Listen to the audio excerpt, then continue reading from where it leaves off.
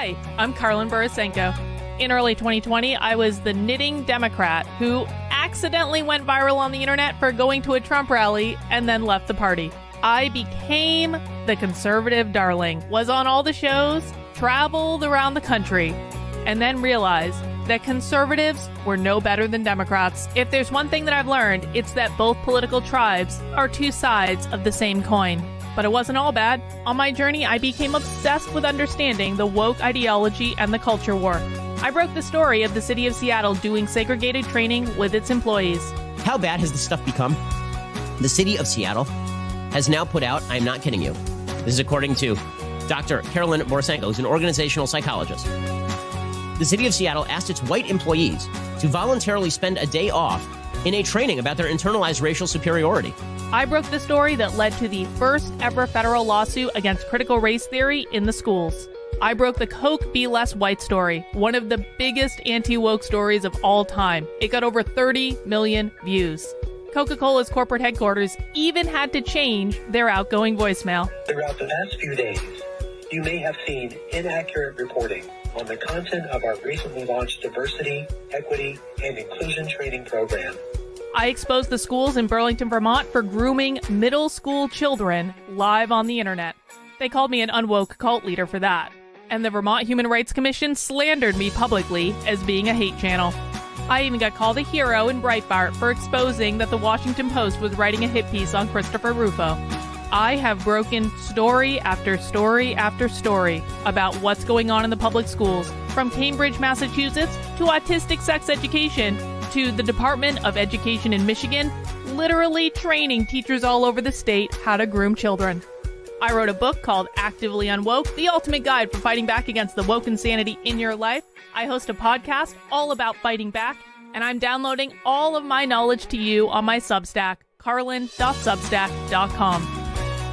The world is a crazy place. We are literally surrounded by cults on all sides. On this show, we're going to do a deep dive into all aspects of the culture war, and I will show you the dark, dystopian underbellies on both sides. Here are the commitments I'll make to you. I will always tell you the truth. I will always bring you receipts. And if you stick with me, I promise you will see the world differently. Welcome to the cult. Please mount that like button for me and subscribe if you feel so inclined.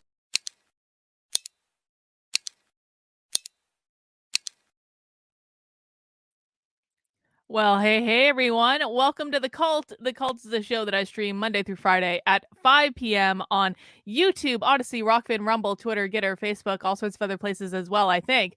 And we don't talk about all aspects of the culture war, from the very far left to the very far right. We go into all of it and make sure we know what's really going on, because we're like the only people on the internet, apparently, who watch full-form content. Isn't that nice? Now, today, I wanted to do a little bit of an easier show. I'm going to be honest, guys. It's been a lot of socialism lately. A lot of socialism. Things are getting really dystopian out there. And I wanted to take a break. And so what we're doing today, I'm not saying we're not going to talk about the culture wars. I'm not saying we're not going to talk about that. We certainly will get into the culture wars on this stream. But today, we are doing an episode of Nitwits.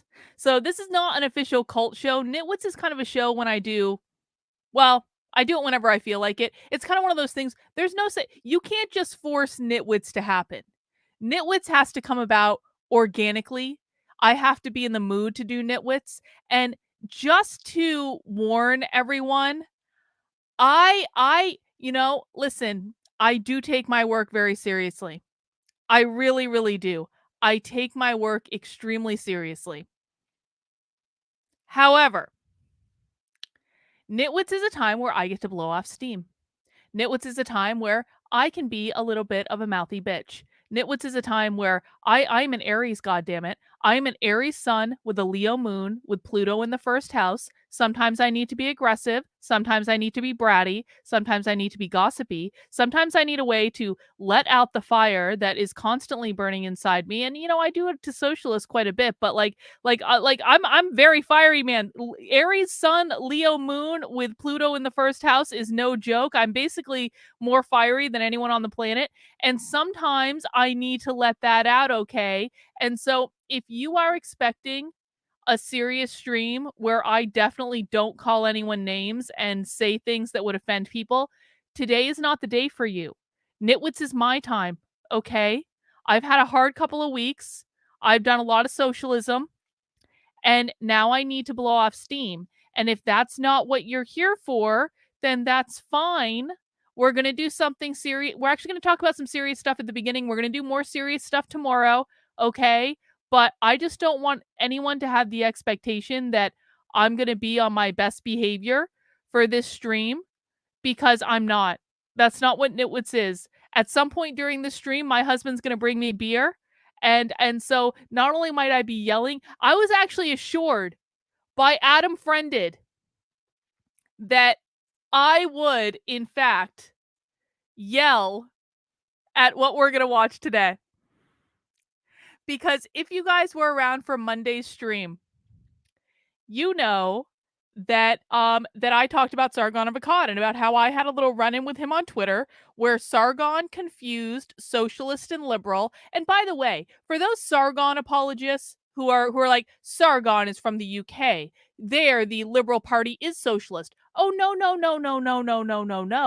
Socialists in the UK are way worse than socialists here. Like way. We watch UK socialism every once in a while. UK socialism is far worse than American socialism by like a good degree. Now I focus on American socialism because I am an American and this is what I care about. Sorry, England, I just don't care about you all that much. Also, England's really weird and I have bad experiences with England and I don't really want to talk about it. All right.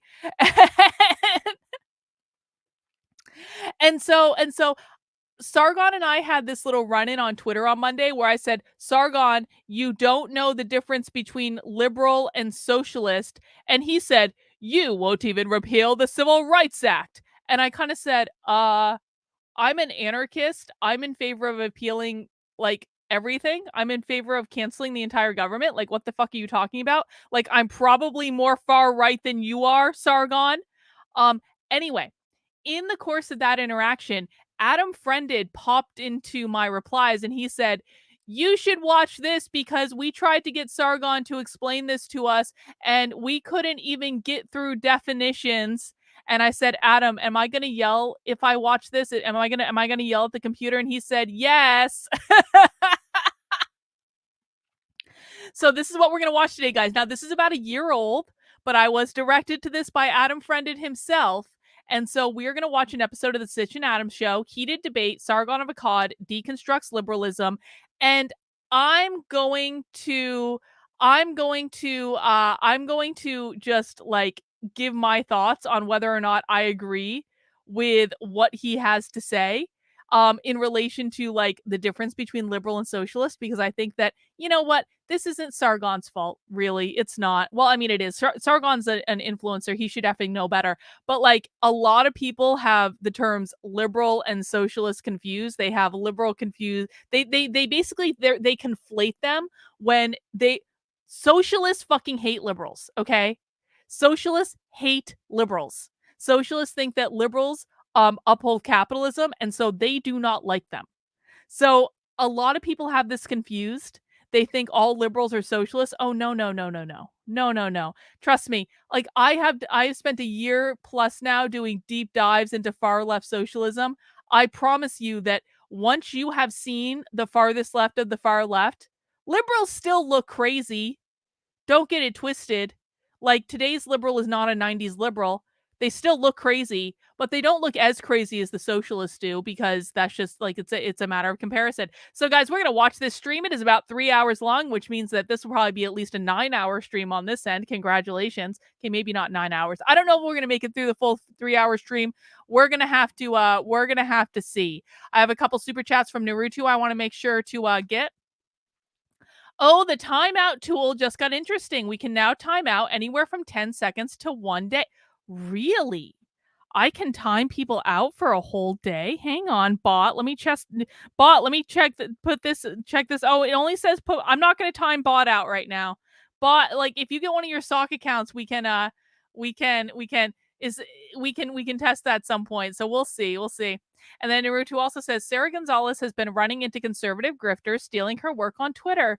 Oh, isn't that too bad? Isn't it too bad, Sarah Gonzalez? Isn't that too bad that you've been running into conservative grifters stealing your work on Twitter? I have no experience with conservative grifters. No, I have a lot of experience with conservative grifters stealing my work. But the thing is, I don't actually feel that bad for Sarah Gonzalez because I tried to have a rational conversation with Sarah Gonzalez about something that she's like actually smart about. And she was kind of a cunt. I said it. And I'd never been anything but nice to Sarah Gonzalez. So do I feel bad for her? No. No, I don't. No, I don't. Is this real Autumn or is this fake Autumn? Let me know. Anyway, guys, that's what we're gonna do for oh, okay, bot. We're gonna time bot out from the Groiper account. We're gonna see how long I can time bot out for. Hang on, bot. Hang on. Oh, is it real? Are you sure it's real Autumn or are you faking? Autumn, how can we prove it's really you? No, it doesn't give me a time thing. All it did was time bot out. Well, we'll figure out the timeout thing. That timeout thing's going to come in very handy, though. I'll tell you that right now. Anyway, guys, I've got a couple other things I want to talk about before we get into this here Nitwit stream. Number one, do make sure you are subscribed to my Substack, which is Carlyn, KARLYN.substack.com. This is where I post all of my best Unwoke content. And this week we're gonna have a major stream coming up on Friday. And I'm gonna tell you about that in a second. But this is my content hub on the internet. If you want to support the work I'm doing, you can sign up for $8 a month or $80 a year. I really do appreciate it. I am entirely 100% grassroots funded by you. That's the way I want to keep it. That's the way I like it. I don't want to be beholden to anyone, except for telling the truth to you guys. I don't want to be beholden to any organization. I don't want to be beholden to any politician. I don't want to be beholden to anyone with any political bias at all, because I want to be able to tell the truth, regardless of whether or not you guys want to hear it, to be very honest with you. So if you want to support the work I'm doing, you can sign up for $8 a month or $80 a year over on the Substack, and that would be really, really great. And it's especially important right now because on Friday, I've never done this before, but on Friday, I'm going to have a special supporter exclusive spy stream. Okay? There is an event on Friday that I'm going to infiltrate, just like we do on Spy Stream, where I get into the event and I show you what's going on live.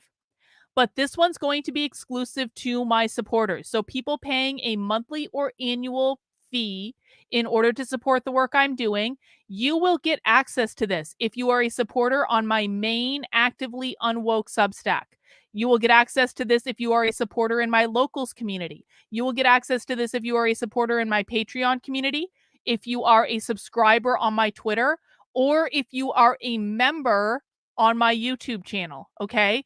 There's a reason that I'm doing this as a supporter exclusive. It's because this is going to be one of the more difficult spy streams that I've ever pulled off. And a smaller audience of people who I know appreciate my work, who I know support it, who are the ones that make all of this possible. I want a smaller audience to have less opportunity for error, because I really do want it to work out. I'm pretty sure I can do it, but you just never know with spy streams sometimes, guys. Spy stream is something where, like, people have caught me streaming their stuff midstream. People have gotten wind of me streaming their stuff before it gets started. They try to cancel their events, or they try to kick me out, or stuff like that. So I've had people actually cancel their events midstream once they found out that I was streaming. Haha. I mean, normally I actually consider that to be a good thing, but in this particular case, I want to see what they're going to say. I want to see it. And so this is going to be a supporter exclusive. I will be sending out more information on Friday. If you're planning on attending this, plan for the whole day. Now, you don't have to attend it the whole day, but just that's the length of what we're talking about. It is like a whole day thing. So you can find out more information on my Substack. Let me pop this in the chat. No one give away anything. Exactly. Snitches get stitches. Okay. This doesn't work if people can't keep secrets. And so I will check out the Substack. Make sure you're signed up as a supporter. Let me just pop this in the chat over on Rumble as well, just in case anyone on Rumble wants to come and join us. That'd be pretty great.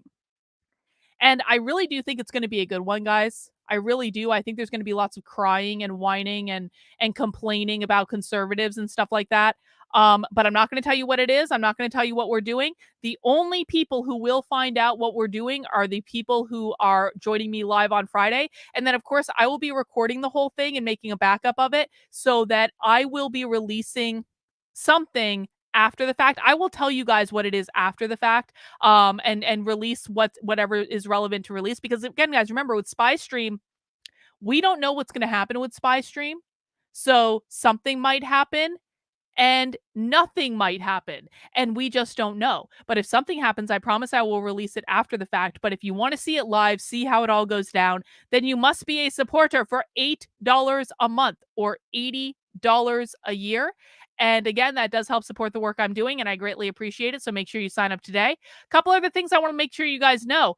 Listen, I actually want to play the audio on this one. This is just a quick little audio thing, but like this story, I posted this a couple hours ago. This story is crazy. This is crazy. This is legitimately one of the craziest things I've ever covered, and it's super quick, but I want to make sure you guys hear it.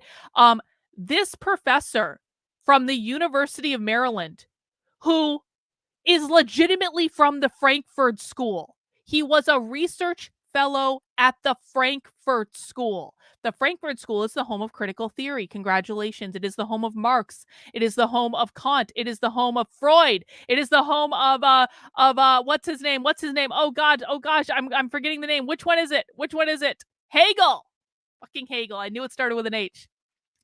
This guy literally just released a podcast yesterday calling for the right of revolution in the face of systemic injustice. And this is super quick. I know we're going to get to nitwits in a second. This is super quick, but I want to listen to this because I want to make sure you guys hear exactly what he said. Let's listen. The little-known German philosopher Johann Benjamin Erhard, writing in the 1790s at the peak of the excitement and horror of the French Revolution, developed a philosophical theory of revolution aimed at helping us think carefully about its promise and peril. Erhard argues that the right to revolution exists, but only under conditions of what we might call structural injustice. What's another term for structural injustice? What might be in the United States something that, socialists would consider to be structural injustice? How about systemic racism? An example of structural injustice in the way that this guy is talking about it is systemic racism. Capitalism as well, Gloria. Yes. But systemic racism means capitalism. Very good, though. Bot systemic racism. Exactly. Now, systemic racism and capitalism mean the same thing. We have them saying this, that like you can't solve racism without getting rid of capitalism sort of thing. But let's just keep that in mind. Like, so he's basically said when societies have structural injustice, that's when people have the right to revolution. Listen. Proposes that we think of a society's political structure as founded on a set of what he calls basic laws, which are formal or informal norms that ground the state's constitutional system. The U.S. Bill of Rights might be one example. He argues that revolution is permitted when and only when society's basic laws systematically violate the rights of humanity. In such cases, injustice has penetrated all the way to the foundation of the entire political structure. Reform becomes impossible since there are no legitimate legal norms to appeal to criticize the basic laws.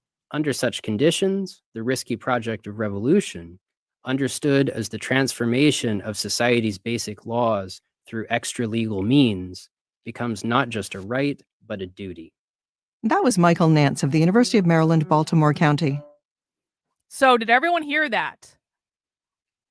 What he said at the end there, under such conditions, which in this case mean systemic racism and capitalism, the risky project of revolution, understood as the transformation of society's basic laws through extra legal means, becomes not just a right, but a duty. What does extra legal means mean? How are we defining extra legal means? Thank you, Natalie, for becoming a channel member. I do appreciate it. What does extra legal means, do you think? The transformation of society's basic laws through extra legal means. Outside of the legal system. What they're talking about is violence in the streets, guys. What they're talking about is Antifa. That's what he's advocating for. This is a professor at the University of Maryland. This professor literally studied at the Frankfurt School. The Frankfurt School. He is a student of Marx and Hegel. And has released a podcast explicitly saying that people have not just a right to revolution in the face of systemic injustice, which the woke left believe that capitalism is systemic injustice, okay? People not just have a right to revolution, but a duty to revolution by extra legal means. Is everyone scared yet?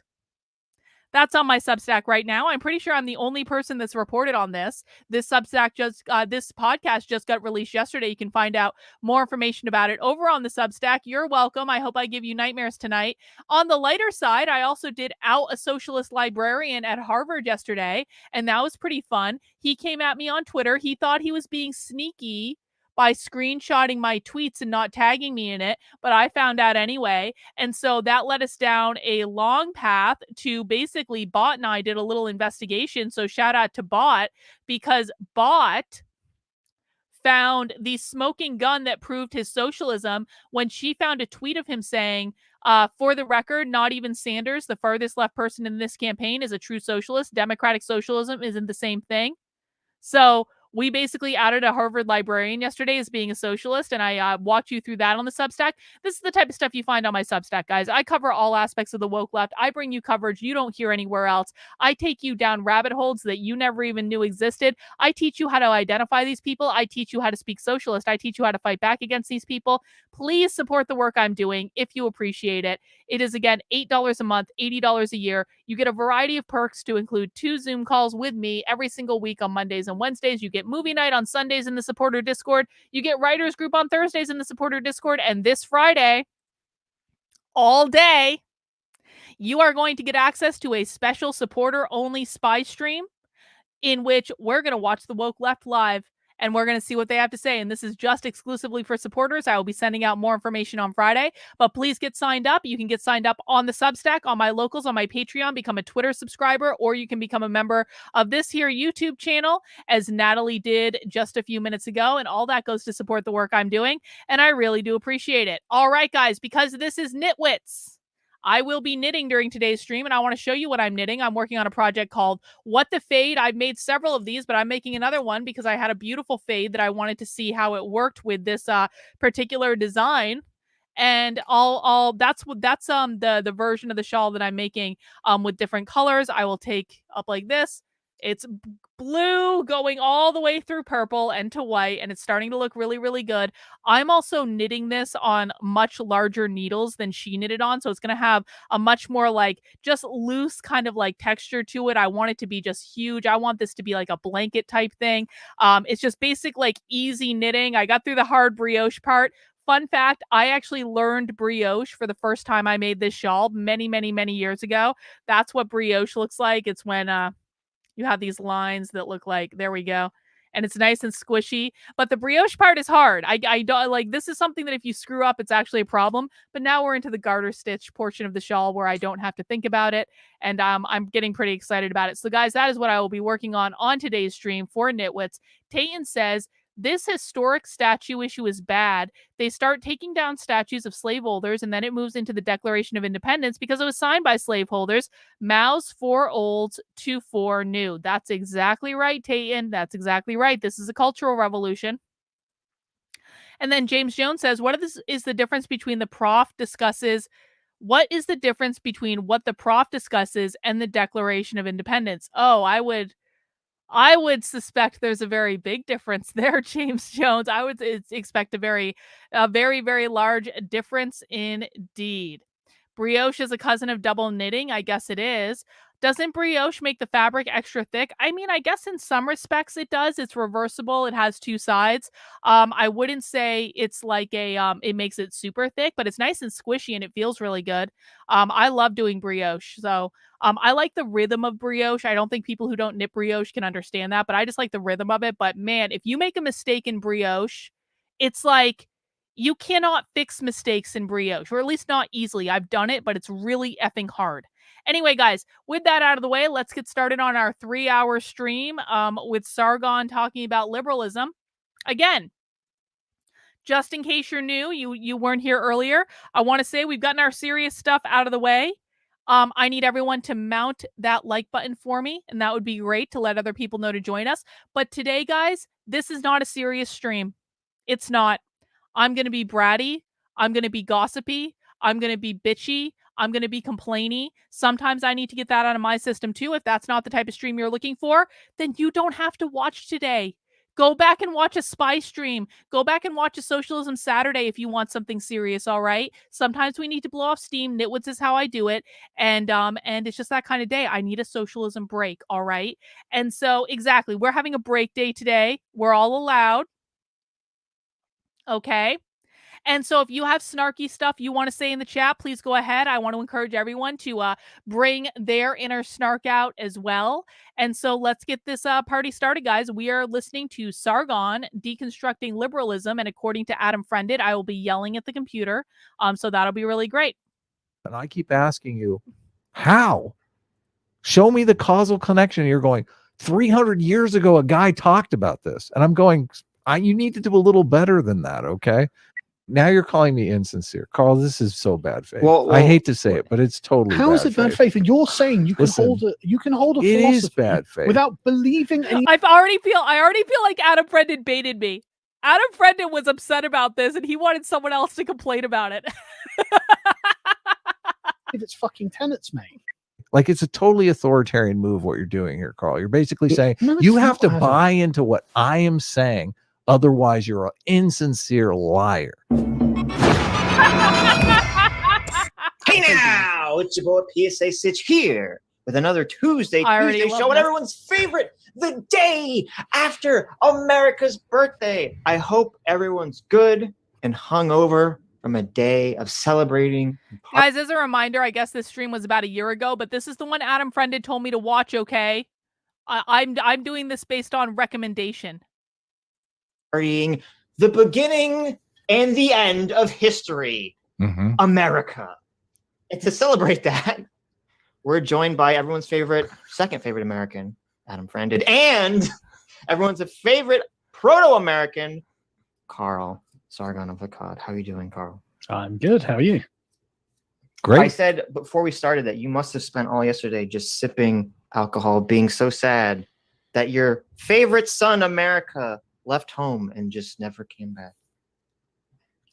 You know what? It'd be wonderful if that were the case, but unfortunately, America pollutes Britain more than any other country in the world. Oh, so, go fuck yourself, Carl. You pollute us. It's true. We left the nest and then became so popular that now you guys have to copy us.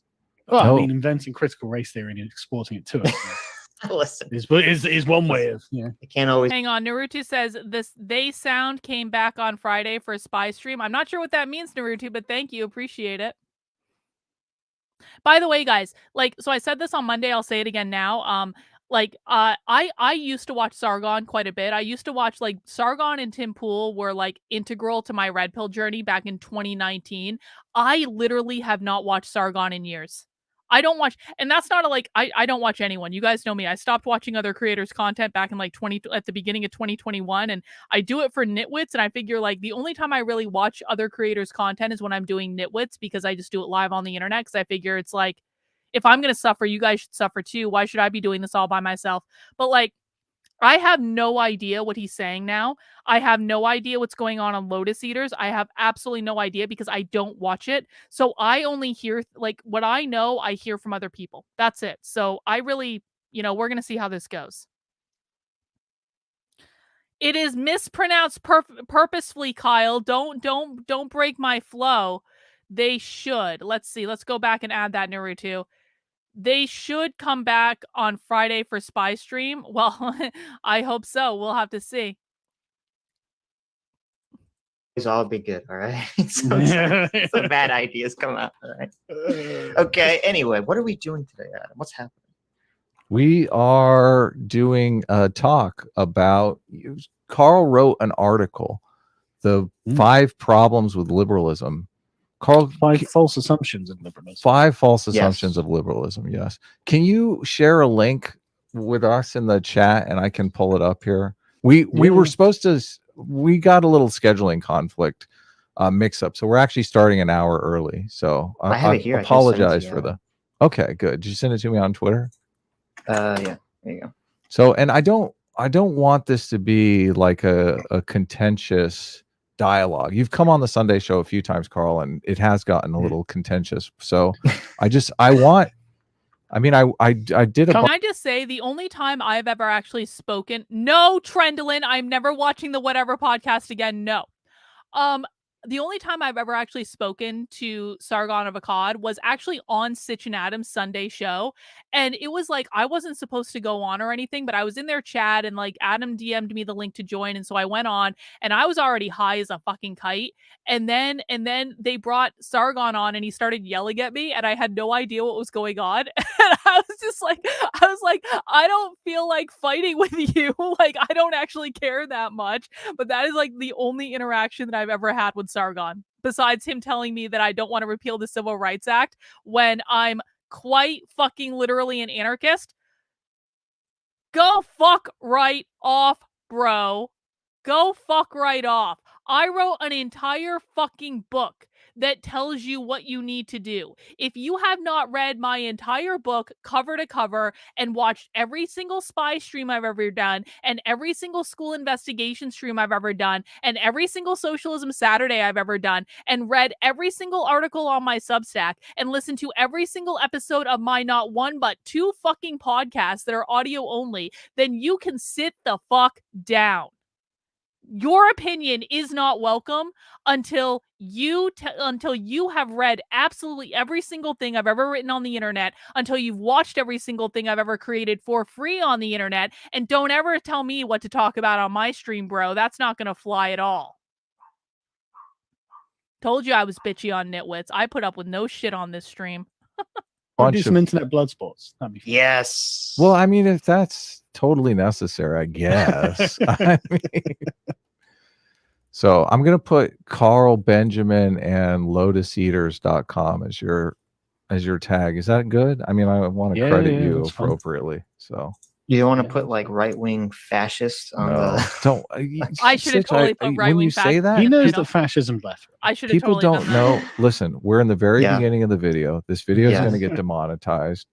And look, this happened with the Jesse. With the Jesse, like we did a bunch of you're transphobic jokes in the beginning of that video, and that video got hit with hate speech. That video got hit with everything in the book, like hate speech. Jesus. Yeah. That's not good for the channel. So. This is a comedy show, Adam. I'll not sacrifice the comedy for YouTube's sake. I'm just saying. You square. There's serious portions of the show, and then there's the comedy portions of the show. So okay. Should have just explained to YouTube as a comedy show. Christ. Yeah. Well, we put it in the fucking thumbnail. You took the quotes out of the thumbnail. You fuck. Listen. I told you already. Let's not get sidetracked on the quotes thing, okay? We have important things to talk about.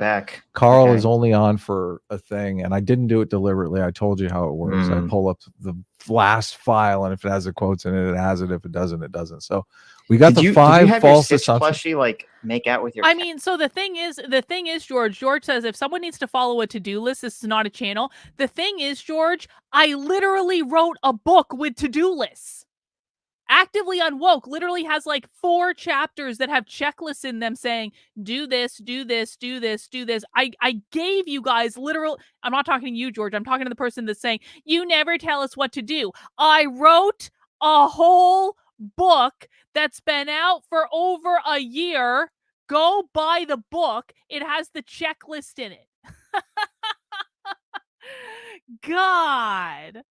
I wasn't mad at you, George. You know that, but. Cat or something. Let's talk about the It has cat hair all over it. Can we talk about the topic, Sitch? Okay, we can talk about. Carl is only here for an hour, so you're being very disrespectful. Oh, I'm Apparently so he's sorry. not only Yeah, there I for can an do hour. like an hour and a Stream half. is 3 hours long. Well, yeah, he says okay. that, and then 3 hours later, we're still arguing. I know how this works. I've got to go to work tomorrow, so I don't want to be too. Okay. So we've got the 5 false assumptions of liberalism here, and you've got them laid out. You've got one is pre-social man in a state of nature. Number 2 is everyone is equal. And I'm kind of going to try to just steel man your argument here to get us going.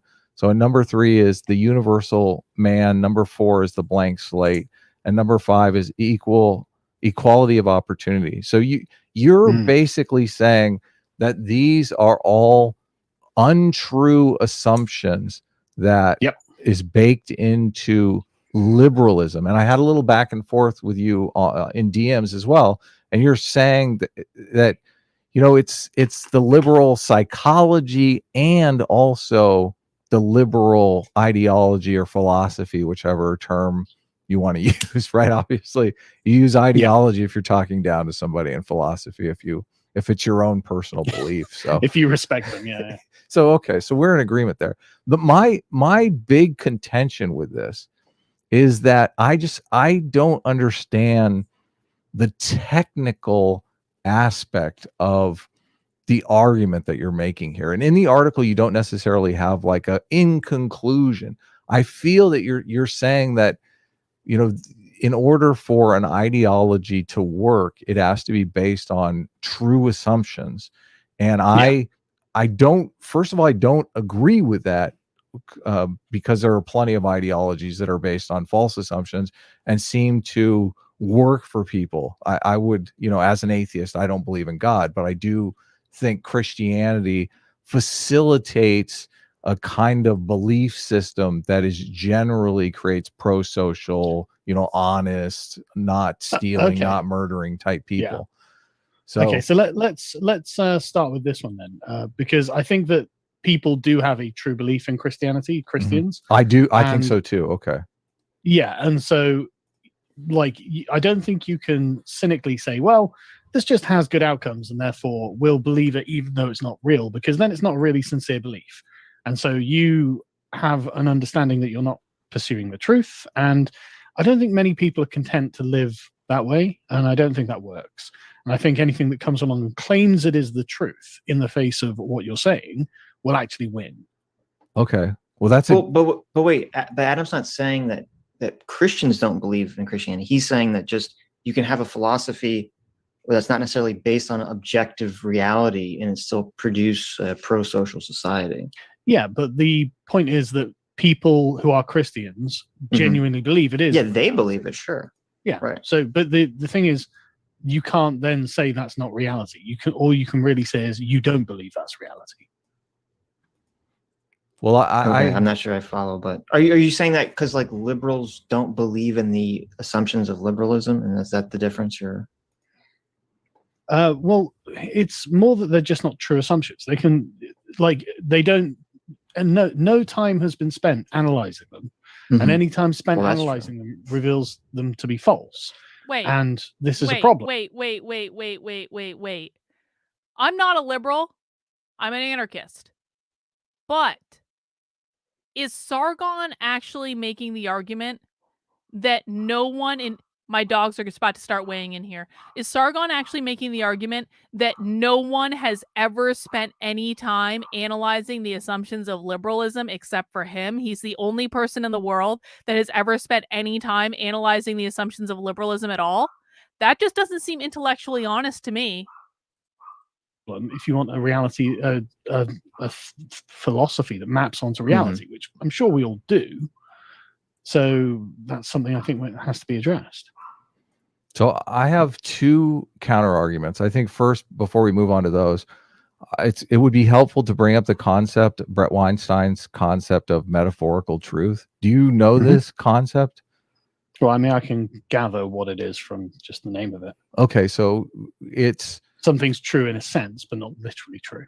Exactly. Yes, it's an evolutionary way to look at truth, and this is the heart of the Sam Harris, Jordan Peterson podcast from ages ago when they were arguing over truth. Peterson is basically, making a case for metaphorical truth, and Weinstein lays it out much clearer than Peterson. Weinstein wasn't the entire point of the intellectual dark web that they were dicking around with like analysis over liberalism and classical liberalism and la la la la la la la. Like, wasn't that the entire point of what that was?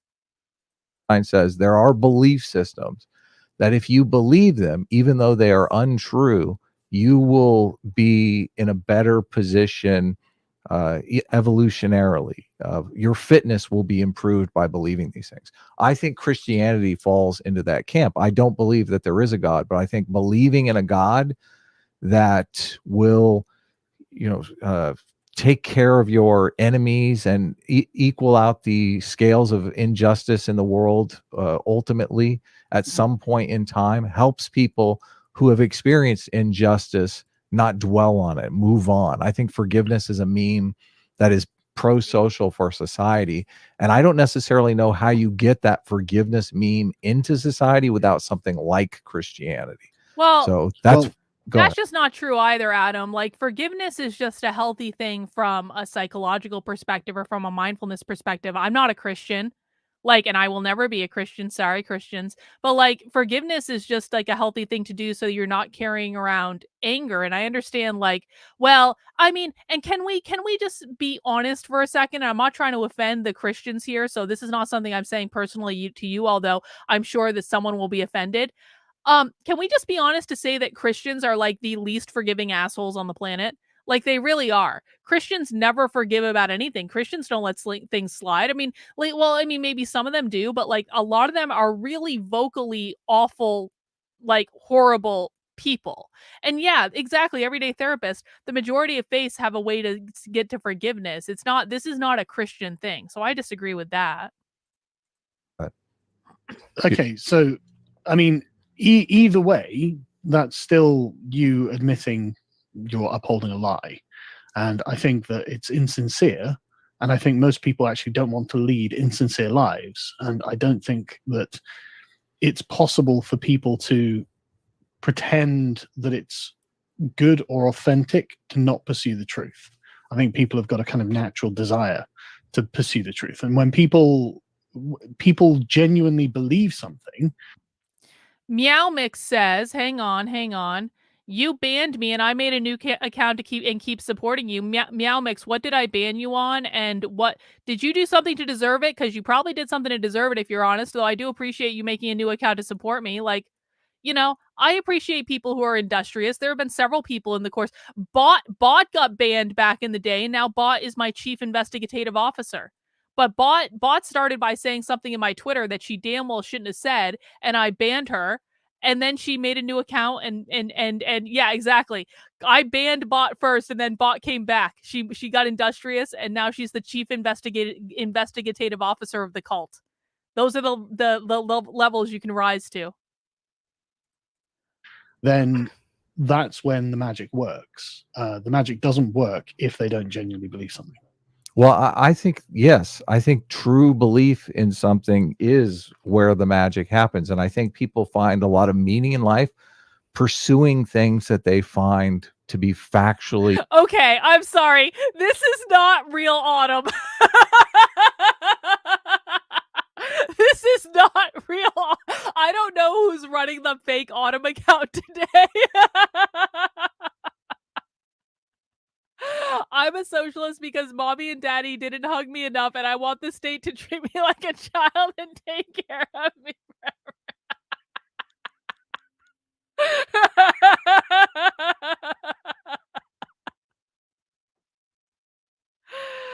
forever. Thank you, Meow Mix. I do appreciate it.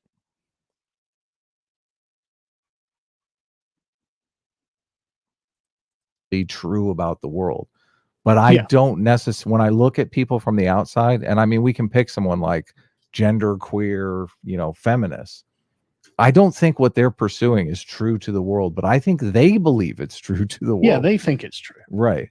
So that it provides meaning in their lives, but we from the outside perspective. So it's funny that we're well, not really funny, but the point it's being pertinent. though on that, they wouldn't believe it if they didn't think it was true. It's the fact that they think it's true that allows them to pursue it and believe it. Right. And so, but that's the thing. So I don't think a liberal order can sustain if it doesn't also believe that what it's saying is true. But the thing is, it can believe it's true. Yeah, but without any actually amount of being true. Yeah, sure. And that's the big problem with truth, isn't it? Is what we actually know to be true or not. But the problem is any amount of rational analysis of the liberal assumptions shows that we don't believe they're true. So that's a problem. But because people won't necessarily buy into them. But there is it's just because they're so obviously not true. There is a epistemology though to liberalism. So I went through, this is the thing, because if you're making an argument, and I feel like you're trying to make the argument that liberalism has failed and these are the reasons why. No, I'm trying to make the argument that we can't sincerely believe in the origins of liberalism, because the origins of liberalism are based on false assumptions that came from like the 17th and 18th century. What the fuck? 300 years later, we know these things not. We can't believe in liberalism because we can't believe in the origin of liberalism? Why? To be true, and so we have to. Oh my god, Sargon has clearly gone down some goddamn rabbit hole that like we're gonna go in like philosophical knots on this, and it's gonna have no practical application whatsoever. Reassess this, and that's what the critical race theorists have done, as I'm sure Sitch already knows. That's basically what they spent the 20th century doing, the late 20th century doing. And so, essentially, they have won and have overthrown liberalism because of the faulty assumptions. They're not liberals. So now we, the liberals, have to go back and go, okay, well, what is it that they're right about? What are the criticisms of liberalism and the false assumptions within it that are true? And the thing is, I've got another article coming, because there are more false assumptions that underpin liberalism. In addition to these ones. So I went through and I tried to think up, okay, what is the core beliefs of liberalism? And when I do that, they don't necessarily match up with what you're trying to debunk. Some of them do. So can I go through these? I shared them in the chat, and before we do, right? So I'm speaking specifically to the Enlightenment thinkers and how they viewed liberalism, right? And so the foundations upon which it's built. So I'd like to stick with that, because like any kind of like post hoc rationalization of it seems a bit hollow. Well, I'm doing this to avoid an argument that we're just talking about two different definitions of liberalism. So I really have to lay out the definition. Well, I'm talking about liberalism as defined by people like Locke and Rousseau. Well, then let's just go through. Hang on. I want to encourage everyone to check out Everyday Therapist's recent article. I managed to go from John Money to abolish the family, and I give Carlin props for how she has trained me. I have to read this later, Everyday Therapist. I'm really looking forward to it. Thank you for doing that. Yeah, I think that this is true, Sarah. Sargon owns his own echo chamber website, so he can. So of course that's going to have a big effect on his philosophy, guys. This is why I'm gonna just like, okay. You will be influenced by the people that you listen to the most. And so if you're only listening to a very small circle of people, those people can quite literally distort your entire perception of reality, because they're the only ones you're taking in information from. This is part of why I make a very distinct effort to listen to people all across the political spectrum.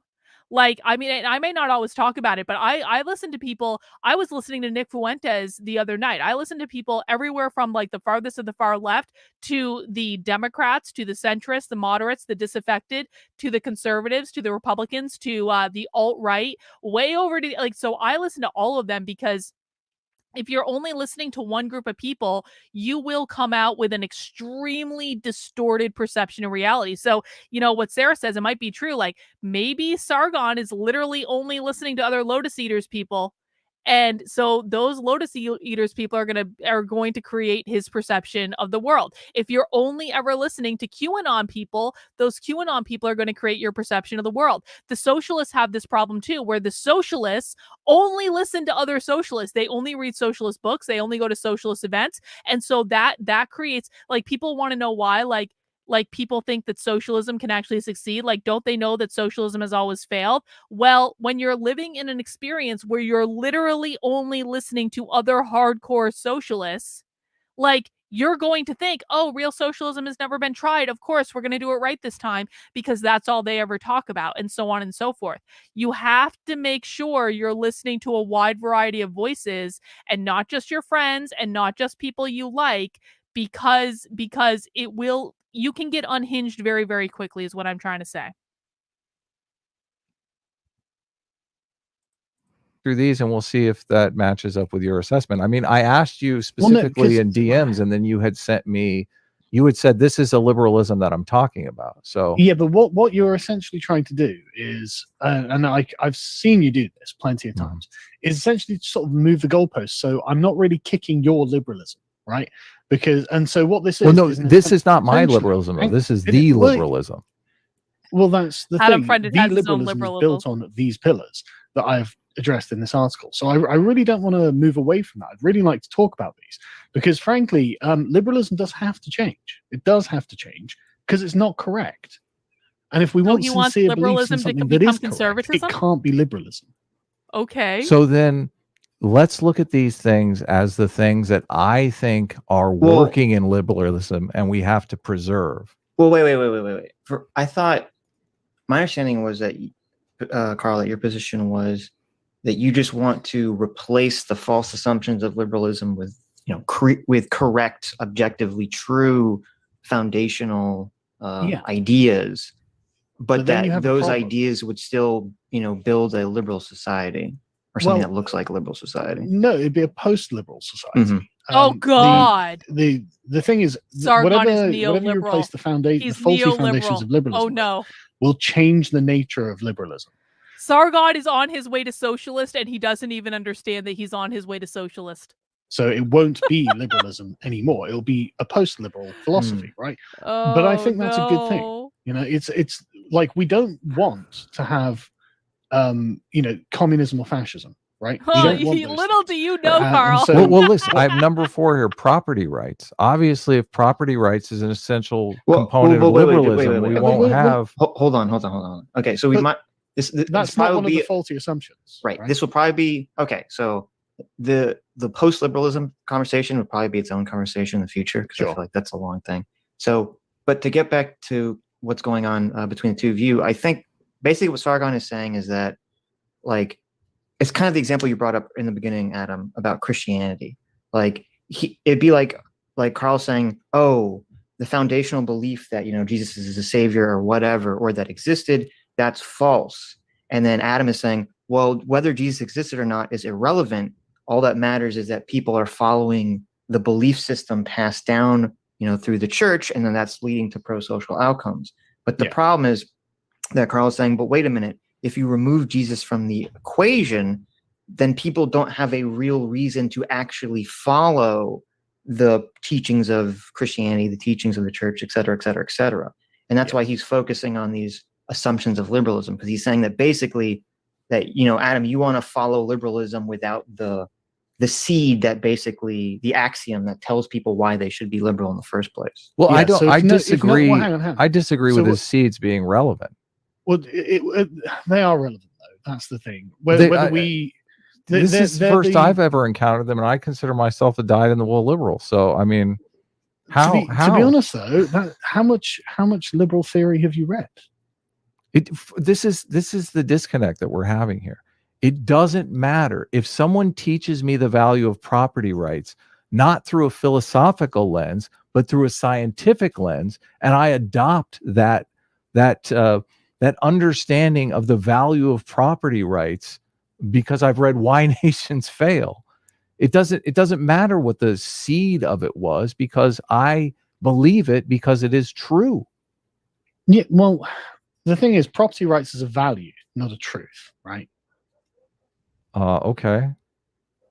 Well, that's something we value. It's not an objective fact. Wait. Did he just say property rights is a value, not a truth? Did I tell you Sargon was on his way to socialism or what? Did he literally just say that? Property rights is a value and not a truth? I'm sorry, Sargon. Like, it's not an abstract value that I own the fruits of my fucking labors. That's not an abstract value. If you are trying to say that someone else owns the fruits of my labors and of my body, then you literally want me to be a slave, Sargon. F no. I believe it because it is true. Yeah, well, the thing is, property rights is a value, not a truth. No, wrong. What? Property? Sargon, you gave me shit on Twitter because you said you are not in favor of appealing the Civil Rights Act, and then you're like, property rights are an abstract value. I am more right-leaning than you are, Sargon. You're descending into socialism in the course of this, here stream. Okay. Well, that's something we value. It's not an objective fact about the world. It comes into being because we make it come into being. It seems we value it, right? And so, it seems odd. It seems odd that you don't want me to make my argument, Carl. It does. You're like not even really letting me make my argument. Well, no, it is this kind of. I was listeling to Jordan Peterson was talking to Dave Rubin. It was an interesting conversation. That's Sargon. And Jordan Peterson said that part of the problems that conservatives have is like defending an idea of something like marriage, because humans have basically, humans have been practicing the practice of marriage for so long that like we've forgotten the ideas of why it's good, and it's just kind of been baked in and assumed that it's good on its face. That's a great point. And I think it's kind of the same thing with liberalism in a lot of liberal countries. And you could say this is a problem, and maybe it is a problem when it comes to like debating the theories of woke Marxism, but that people that live in liberal countries have kind of forgotten the principles and reasons for why liberalism is good, and they just, because they've been living it, just assume on its face that it's good. Right. And there are different ways to get to those conclusions. Like, I'm more scientifically minded, so I'm looking for materialist answers to these questions. But the problems that we're facing are caused by materialism, right? Well, from a Marxist materialism, not materialism. No, just any materialism. Like a lack of ideas. No, I mean theological materialism, Sitch, not Marx. Well, just any kind of philosophical materialism is it's what's poisoning our civilization, because we've lost the ability. Can I please just make my argument? Yes, I mean, it Adam, would be please nice. make your I argument. brought you're allowed to make your argument. Well, I brought up this. I brought up this stuff. I thought you had made it. No, listen, I have here. I have basically deconstructed the essential beliefs of liberalism. And there's many different ways that you can get to these essential beliefs, but I think this is the core belief of liberalism. And if you don't accept that this is the core belief of liberalism, then we're talking about two different liberalisms, and we're just talking past one another.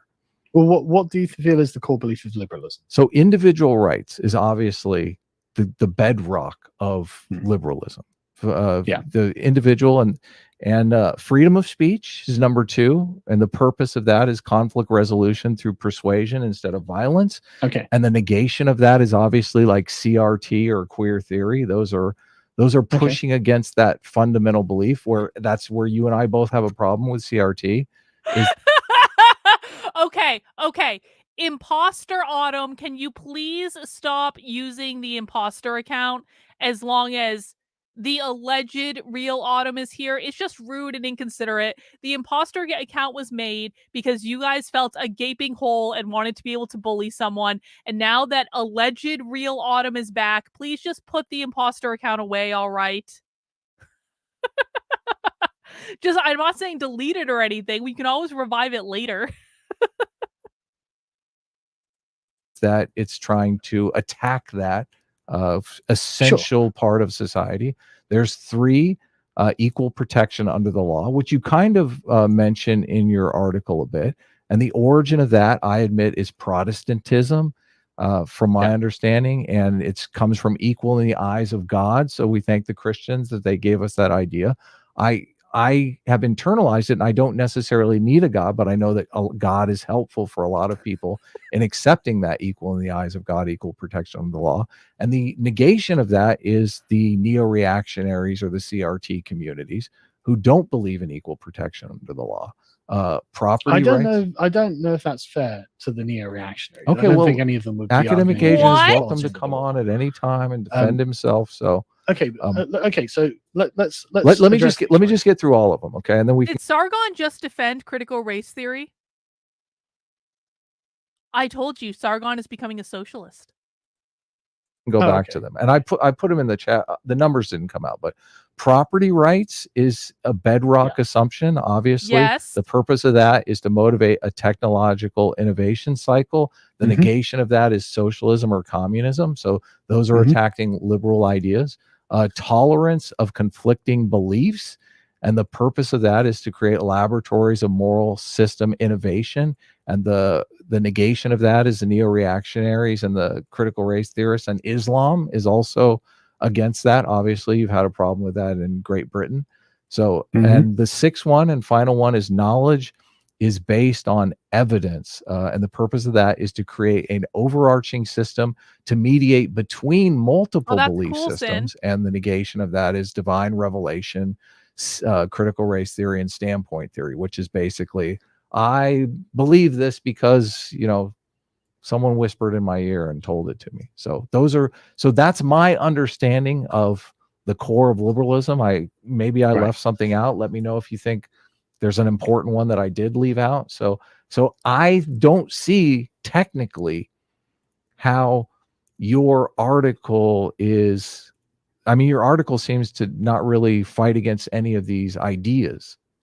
Okay, well, I can explain it, right? So let's take individual rights. Okay. Right? Why should we believe that? Okay, so you're talking about the foundation of why we should believe it. Well, yeah, I would say essentially what the list you've given me there, right? It's as if you're looking at an illuminated room and you're looking at the light bouncing off the walls. You can see the walls and you like the color of the walls, but for some reason you're not prepared to talk about the. No, I'll give you a justification. Right? I'll give you a justification, no problem. But why should we value that? Well, the justification that I would give is that we have a lot of different nations that are competing both socially and economically. And if we look at those nations, the nations that maximize individual rights seem to have the most wealth and prosperity of other nations. You know, Victor and I were talking the other night, and he pointed out to me something that I didn't realize, because I didn't play that much of The Sims. Did anyone here play like The Sims or like those types of games? But Victor was explaining to me that like in The Sims, if you create a society that has like no government, then the whole society like flourishes and like everyone has everything they need because there's no government interference or anything like that. But if you create a society that has like a very like strong government, then everyone in society suffers. And I thought that was kind of interesting. I was like, The Sims is covert libertarian. It's not even covert. Like The Sims is teaching people to be libertarian. And so many people played The Sims and yet they still all grew up to be socialist. What happened? Where did we go wrong? Among the nations. So I would say just evident empirically, we have evidence that maximizing individual rights will lead to wealth and prosperity. But what if I actually don't care whether it leads to wealth or prosperity and I'm concerned whether it's right or wrong? Who's defining right or wrong? I mean, obviously, that would be a different conversation. So, like, if you're saying that you need a different, that's also a very socialist thing to say, though, right? Cause who wants wealth and prosperity? Oh, libertarians. Oh, I would like wealth and prosperity. I think libertarianism and anarchism will eventually lead to wealth and prosperity much more than we have now. And so it's a very socialist argument to say, I don't care about wealth and prosperity. I only care about right and wrong, which could be interpreted, of course, as like, let's do something for the collective good because it is the right and principled thing to do. justification for different people. I accept that. So what is your justification for individual rights through your philosophical framework? The thing is, right, essentially what you've done is crafted an argument that could be used to justify slavery, right? It could be, if it could be shown that slavery was actually really economically viable, then, well, I mean, I guess if we want to be prosperous and compete with other nations, it's okay to have slaves. And well, so it's a good thing. Hang on, Adam, right? So the question isn't whether something has a good consequence, right? Lots of things have good consequences. That's not an issue, really. It's actually quite difficult not to get a good consequence out of something. But the issue is whether something is intrinsically morally correct and whether it's true, right? So the question is actually one of values. It's one that comes a priori. It comes before we interface with the world, and it comes before the consequences are manifested. What would be right and wrong? And so to do this, hang on. To come to this conclusion, the original liberals came to the idea that, oh, well, we're all created in God's image. We're all the children of God, and therefore it rests on these Christian foundations, right? People like John Locke thought atheism should be outlawed, right? They didn't think it would be possible to be a moral person if you're not a Christian. Now, are you a Christian? The answer is no. Yeah, so the original liberals would turn around and say, no, you should be outlawed and you're not a moral person. And so like the foundation upon which that rests, that they got to that from Christianity, has gone. And that's a problem, right? So now I don't think it's a problem at all. This most core tenet of liberalism is just in free fall, and you're just assuming it because of a consequence. But the thing is, the next time someone who has the courage to assert, what are you talking about? Christians today are some of the most authoritarian people on the planet. You're saying individual rights are in free fall because people no longer have to be Christian? That doesn't even make any sense. Values comes along and says, fuck your individual rights. We are the value setters now. We are the ones who get to decide. And now Black Lives Matter, right? That's how they've ended up winning, because they've had the moral fortitude to be able to assert their own values in the face of an absence of value, tethered to something that is a value setting mechanism like Christianity. That's how we've lost this. Well, that situation would be violating 2 and 5 of my list of things, but yeah, but they don't care. They're not liberals. So listen, what you made a claim here. So what makes something right or wrong in your worldview? Obviously, my worldview is a materialist worldview, so it would link to prosperity in some way, shape, or form. What are you using? How do you justify individual rights being right? Well, that's the point, isn't it, Adam? As in, I'm not a Christian either. Right, so I don't have that many options. I mean, personally, I'm willing to I am so confused about what his position even is. Does he even know what his position is? This is the problem. He has gone way down the fucking philosophical rabbit hole, and I know this was a year ago, but I haven't gotten the sense that he's come out of it yet. I mean, we all go on journeys. I was clinically depressed for over a year when I was red pilling. Like, we all do things that are weird. It's okay. I'm not judging or anything. Sin, thank you for the super chat. If I had to choose love and prosperity or duty and honor, I'd pick love and prosperity. I've done duty, and it's not that fun. I would tend to agree with that, Sin. I think that life is about following your excitement, and I think that that's probably the better choice. I mean, he seems very confused to me.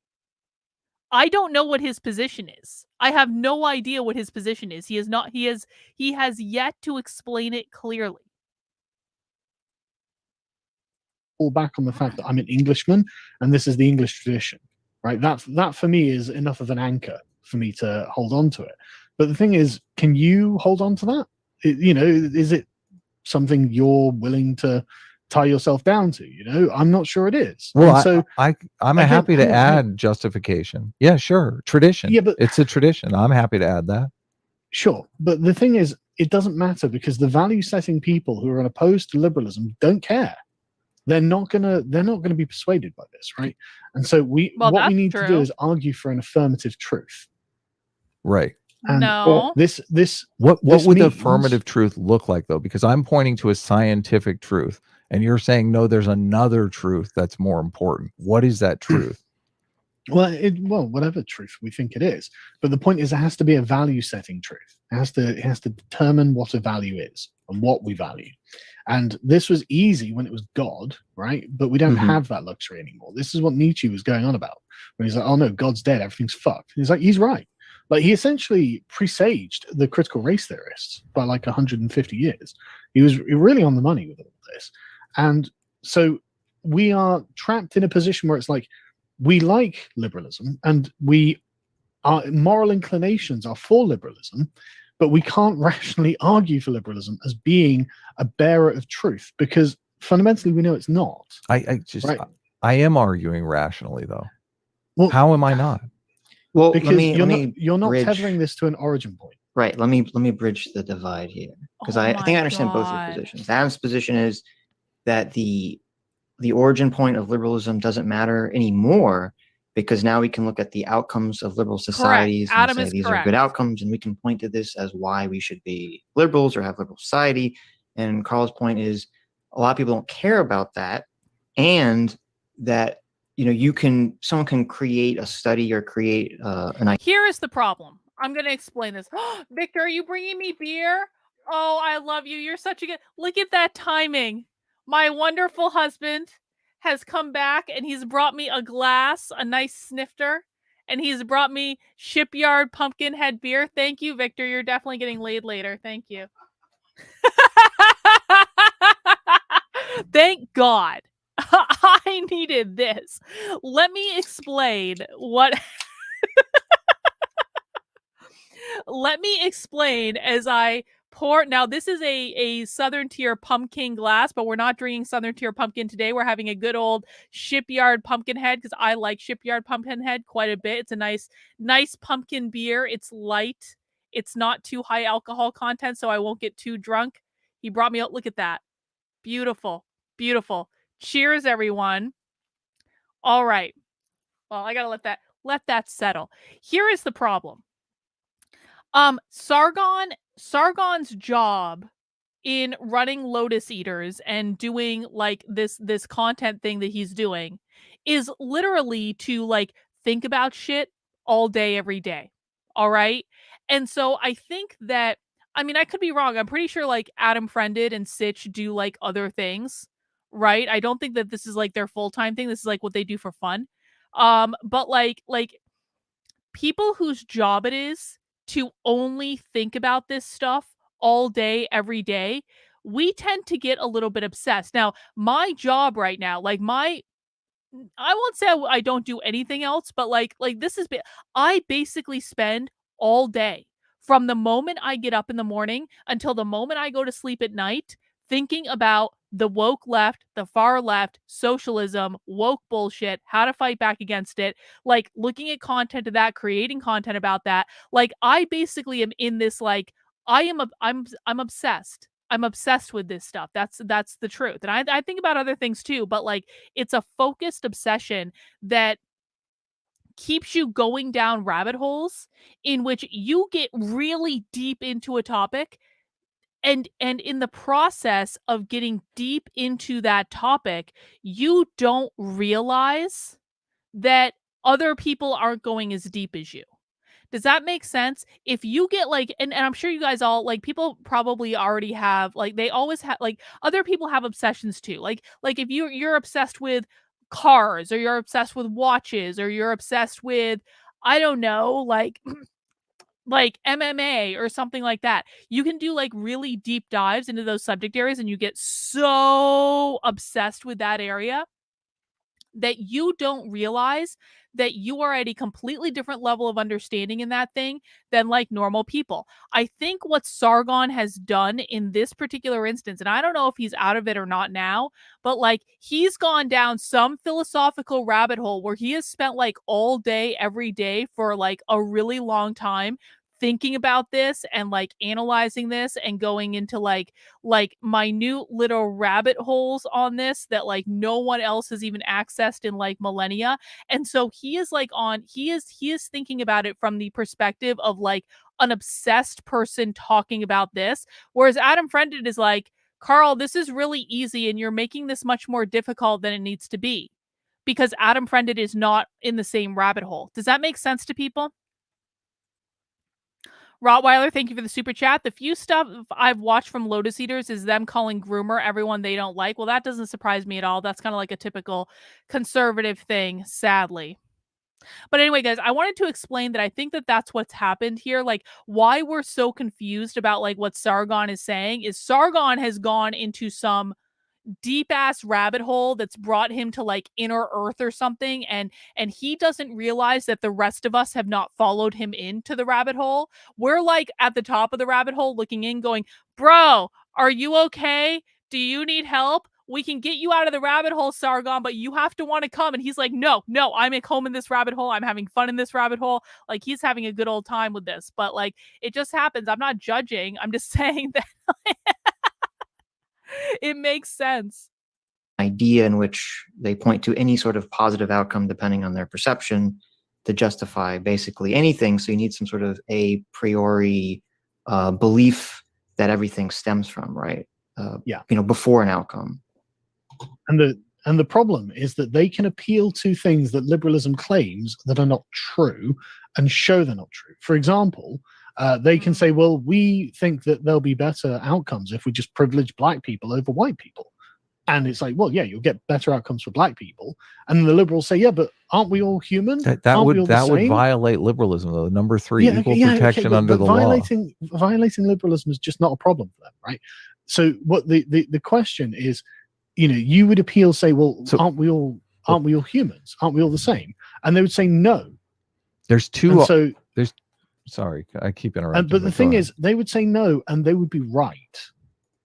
Well, there's two different arguments that we're having here. There is the argument that this moral system, these set of rules, create the best possible society, and you're saying that that's impossible because this moral system has a flaw in that other people can exploit it. So that's like completely two different arguments. You can't say it's the best possible society because they're always arguing that a better society is possible. But they can argue all they want. Like show us the goods. Yeah, obviously. They're winning. They're constantly winning. They've been winning for hundreds of years on the argument of something that doesn't even exist. Who so is you winning? Need to make a better winning, the progressives. They've been winning for hundreds of years. I don't think the progressives. Not the progressives, the socialists. They're not progressives. Progressives and socialists are not the same thing. Liberal and socialists are not the same thing. And I don't think the progressives are winning. I mean, I just read a book on prohibition and they lost their fucking shirts. Sure, but Black Lives Matter is the organization that's getting billions of dollars of funding. It's not like, your view of liberalism that's getting that money. It's not like conservatism that's getting that money. These are the waves of the future. The newest generation that's being indoctrinated into schools now don't believe what you believe. Do you have a problem with any of these 6 belief or 6? Okay, so I have to throw Sargon a bone when he gets one right. We're gonna say he gets it right. Sargon is absolutely correct that the left is winning. He's absolutely correct that kids in schools are being indoctrinated into this ideology. Where he is not correct is these are not progressives, these are not liberals, these are socialists. 2 different things. Fundamentally essential ideas of liberalism. Do you have any problem with any of them? They're not essential ideas of liberalism. What you're appealing to here is consequences of liberalism. Right? Well, I don't think if you take any of these away, though, that you can call yourself a liberal society. Again, it's just appealing to a consequence. Like, let's go to the article, because these were the things that the consequences you're appealing to have been tethered traditionally. Okay, I have And it turns out the they're just not article true. here. See, and Right. I fundamentally disagree that people are being taught to respect individual rights through this philosophical lens that you're putting forward here. Every not. single human being, every single American needs to be taught, freedom of speech, needs to be taught individual rights, needs to be taught equal protection under the law. I don't think they're being taught this through the means that you're putting forward here, saying that these means this system of teaching it is flawed. Like, I think they've moved on to a different system of teaching it. Like, people teach the Constitution. They're like, this stuff is in the Constitution, and the Constitution. Peter says Sargon is simply trying to identify as liberalism has failed to stop these stupid socialist ideas. Guess what, Peter? Conservatism failed to stop them too. Conservatism hasn't done shit. Conservatives get opportunity after opportunity after opportunity after opportunity to stop these ideas. They haven't done shit. So there is no possible way that you can blame critical race theory on the failure of liberalism to stop it, because you have an entire side of people that have never been liberal in their lives that failed to even identify what was going on until the liberals pointed it out to them. And then once they identified it, completely and totally failed to do anything to stop it in any tangible way. Constitution and has a sacred aspect to it that we all as Americans respect, and that's enough for them to consider individual rights sacred. Yeah, but all of these assumptions have collapsed. That the Constitution is sacred. This is why the Democrats aren't liberals in the old format. Because they're socialists. No, because they're we're still having an argument over how to socialists. justify these things. Well, no, the argument on how to justify them has been lost. This is why the Hang on, I got a super chat from Andre. From a guardian to another guardian, other guardians aren't as on guard as you, Carlin. Thank you. I do appreciate it. Democrats are now asserting positive rights. Okay. So, like, this is gone. Like, they sit there and say healthcare's a right, housing's a right, broadband's a right. It's like, okay, rights are constructed by the state now. So you've gone far off the reservation for constitutional liberalism, and now you're in the realms of essentially fascism.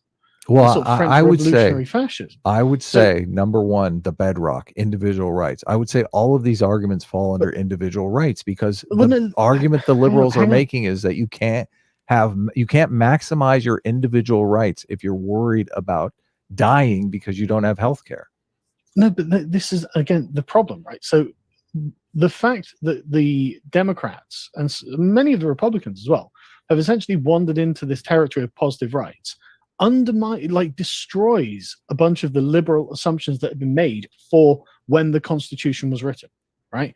So now these people don't believe that rights are universal, right? Because before there was a limited number of rights, and the number of rights was exactly equal to the number of human beings. But that no longer obtains. That's not true anymore, right?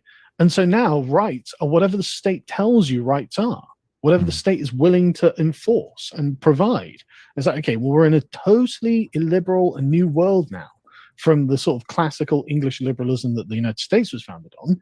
And it's because, frankly, we're not all the same. And if we're not all the same, then there aren't actually universal rights. And so, again, it's these core assumptions of liberalism that just turned out not to be true. And the critical race theorists come along and go, no, black people are different to white people. So, okay, that's true. That is true. You know, there are, like, you know, cultural, like philosophical differences in worldview between these two groups, even in the same country. And so it's like, right, okay, the things that one group believes are not held by the other group. And so you can't say everyone's the same, because they're literally, these are the two differences. And so this is yet another false assumption of liberalism that has just turned out not to be true. And the thing is, how is that a false assumption? Because it's not a true assumption. It's not true. So what is the specific assumption you're zeroing in on here? You're making an argument that different people human that doesn't exist in any time or place.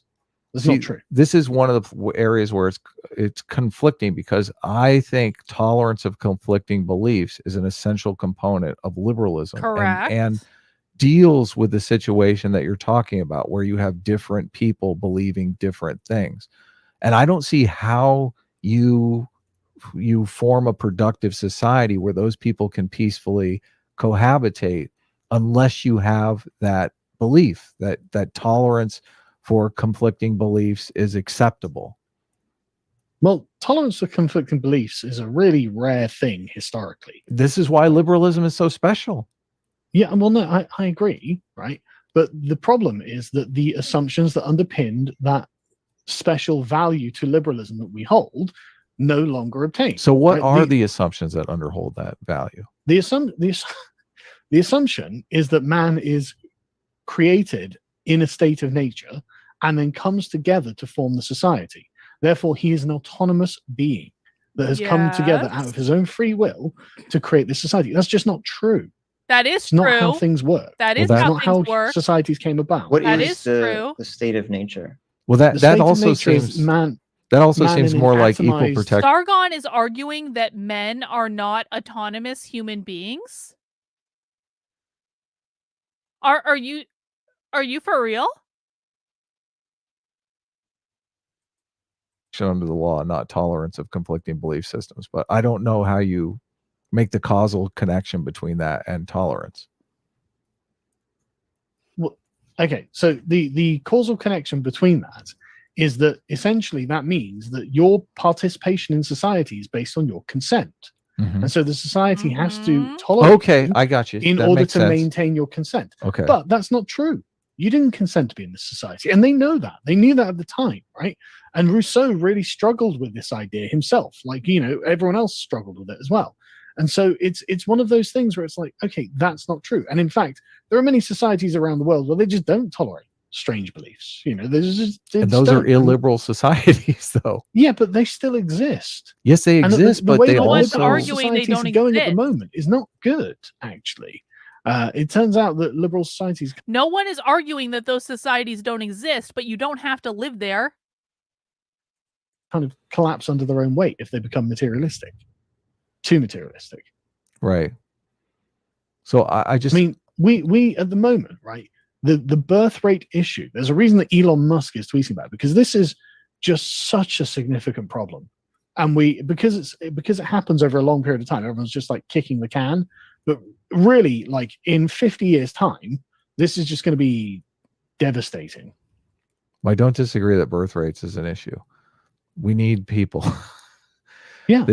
I would blame a lot of it on progressive ideology, the black pill ideology that the world is going to end. And what's the point in having kids if the world is going to, if climate change is going to kill everyone in 10 years? Yeah.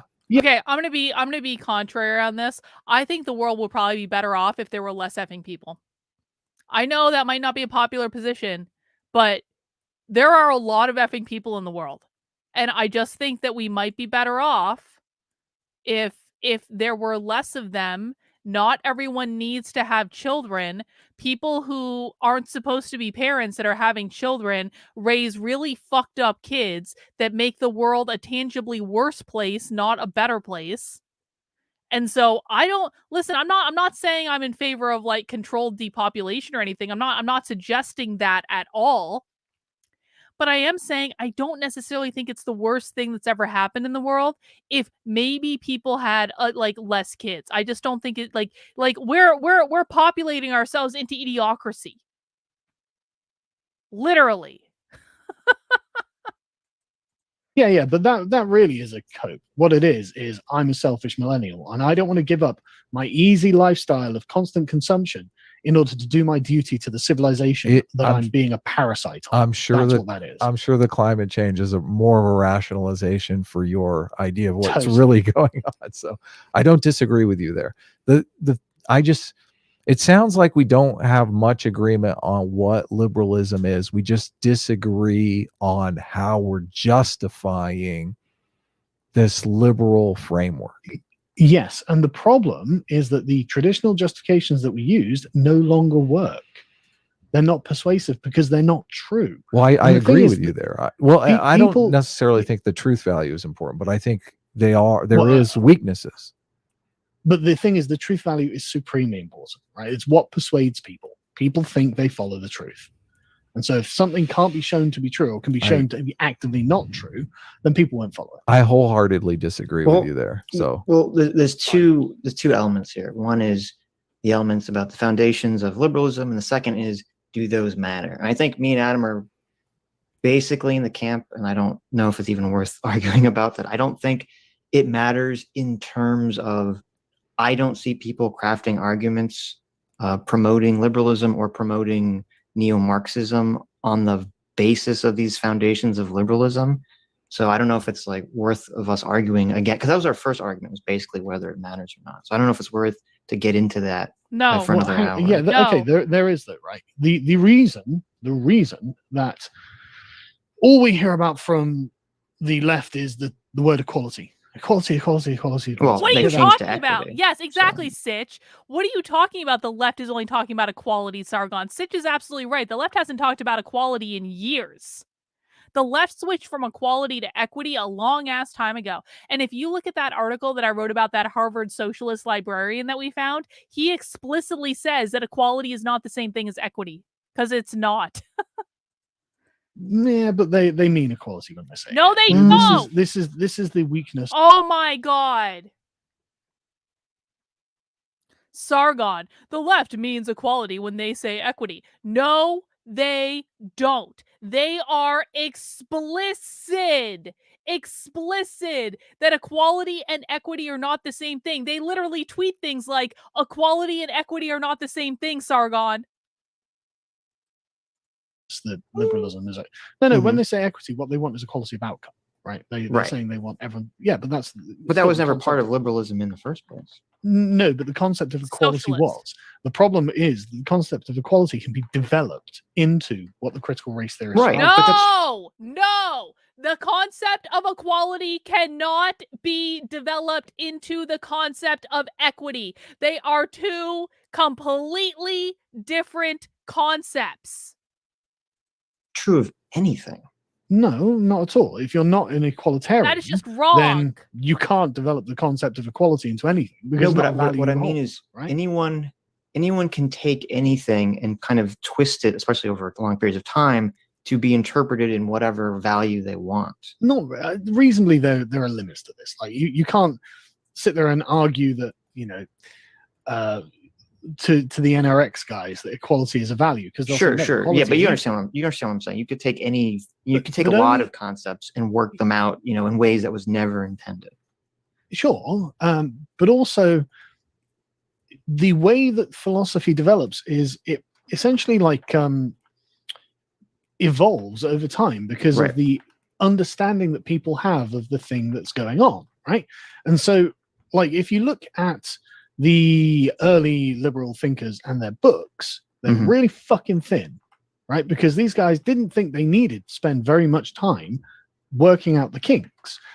Whereas if you look at the communists, their books are really fucking thick because they're like, well, hang on a second, there's a lot to these premises that we think the liberals have underdeveloped and need to work harder on. And I think that's actually true. The problem with liberals is they thought they could stop at a arbitrary point, and the communists are like, well, no, why wouldn't we follow this through to its logical conclusion and actually reach? And essentially what they're trying to say is it's true liberalism, right? No, Sargon, they're not trying to say it's true liberalism. It is a completely and totally different ideology. That is just not true. Nothing that he just said is true. And so the point is, liberalism contains these flaws, and it hasn't essentially updated itself as a philosophy for hundreds of years. And we need to really go back and reassess this. It's like, okay, well, what were the conditions that liberalism came about under, right? Do we still need this? Do we still actually need liberation from an overbearing king?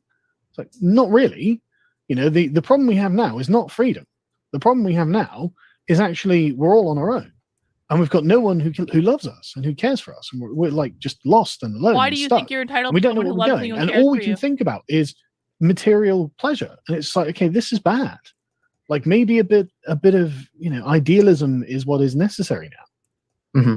Well, before we get into that, I guess when I was looking over and I'm thinking about your arguments and reading, and I've read your post on this several times, I feel like you could make the exact same argument against Christianity, and that like Christianity is just going to lead to the neo-Marxist revolution too, because it has a lot of these same foundational assumptions built. I mean, liberalism is based off of a lot of Christian assumptions in the first place. Yeah, I would say that. Yeah, I mean, hang on. Laquisha says, to Sargon, everything post-Enlightenment philosophy is liberalism, and he's reactionary that has rejected not just postmodernism, but modernity itself, throws the baby out with the bathwater. I think that's a really salient point. It's like he's not having a nuanced view of this at all. He's just saying, let's just throw it all out the window. Well, I think that's a really bad idea. Yes. Don't tell progressives that, they lose their minds. I know it's mental. Well, don't tell the right that, because they'll lose their minds. I had this argument with a bunch of NRX guys a while ago. They're like, oh, we need to return to Christian theocracy. It's like, but what will prevent the next liberal revolution coming out of your Christian theocracy? Right. And then what will prevent the next progressive revolution or communist revolution coming out of liberalism? And the answer is, well, not much.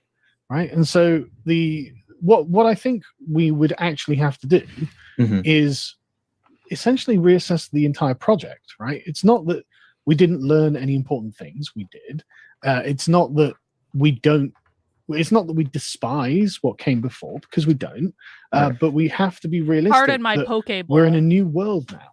This is the world that liberalism has made, flaws and all. And so from where we are now, what is it that humans need to flourish? And one thing that I think humans need to flourish is actually community. It's actually not freedom. It's actually obligation to one another, and duties and things like that Jordan Peterson has been talking about. That sounds a little socialist to me, Sargon. I have no obligation to anyone except people that I decide I have an obligation to. This is the reason he resonates with people so much. And okay, well, let's talk about that. Well, everything that you're... go ahead, Sitch. I was just saying, I mean, I don't disagree with any of that. I feel like that has less to do with liberalism and more to do with people losing faith in, especially in America. I don't know about the rest of the world, but in America, people losing faith in the values of the older generation because of the war in Vietnam and because of civil rights, and less to do with, people becoming obsessed with foundations of liberal ideas. It feels, I guess it feels like, it's not about to me, becoming obsessed with the foundation of liberal ideas. What it is just the natural manifestation, because the foundations are what sets the value. I don't think it is, though, at all. I think it's just people saying, fuck are the old people. They screwed us over. Fuck the old people. Fuck conventional wisdom. We're just gonna do the opposite of whatever they said. I think that's really the driving force here, and has been since the 60s. I'm not saying that's not a motivation, but the point is that there are other the way that these things work is you work within the existing logic of the system, right? Right. And the existing logic of the system values equality, for example. Sure. And so, okay, well then, if they want to fuck you over, then they'll choose something that's ultra equality. They'll say your promise of equality is not fulfilled here. Which is precisely what the communists say, right? Yeah. And so, okay, well then, what was the promise of equality was wrong. Right? The communists don't value equality, Sargon. They value equity. They don't care about equality at all. Right. We right. We're no, listen, I understand exactly what you're saying. But this is what has to be explicitly denied and disavowed, to explain to them, look, you're not going to become equal. Because especially if we're just materialists, so if we can no longer say you are equal in the eyes of God, shut up, and so this argument went nowhere. Well, then that would be fine. It's like you're already equal in the eyes of God. Be quiet. But the argument would be over. But we'd have to be a Christian fundamentalist country for that, right? But we're not going to be that. So, okay, it's either we agree to communism or we have to repudiate equality, material equality, as a value. And okay, well, that means we're going to have to repudiate equality. Communists don't believe in equality. Why does he think that communists and socialists believe in equality? This is extremely confusing to me. Sargon's been in this world like a really long ass time. Do you want to know why this is? Because he doesn't actually listen to real this is the effing problem. This is the problem with the internet. No one listens to the real boots on the ground people. They read books. And I'm not saying that books have no value. Of course, books have value. But if the only thing you're ever doing is reading philosophy books and you don't listen to people in real life, then you are going to be completely unhinged from any practical reality at all. Socialists and communists do not believe in equality. That is just false. As a value. I don't see the world as in that clear of a binary the way that you see it, but it seems to me that I agree with you that whatever the paradigm is that we all live in, the people that come in and want to subvert that paradigm to something different, at least at first, are going to try to couch it in the language that's acceptable to that society. Obviously, because if they don't, then they're immediately going to be ostracized, and no one's going to listen to them. So it's the exactly. Dashing Rogue is making a great point. This is the difference between astronauts and astronomers. Astronomers look at space through a telescope. Astronauts go into space and experience space.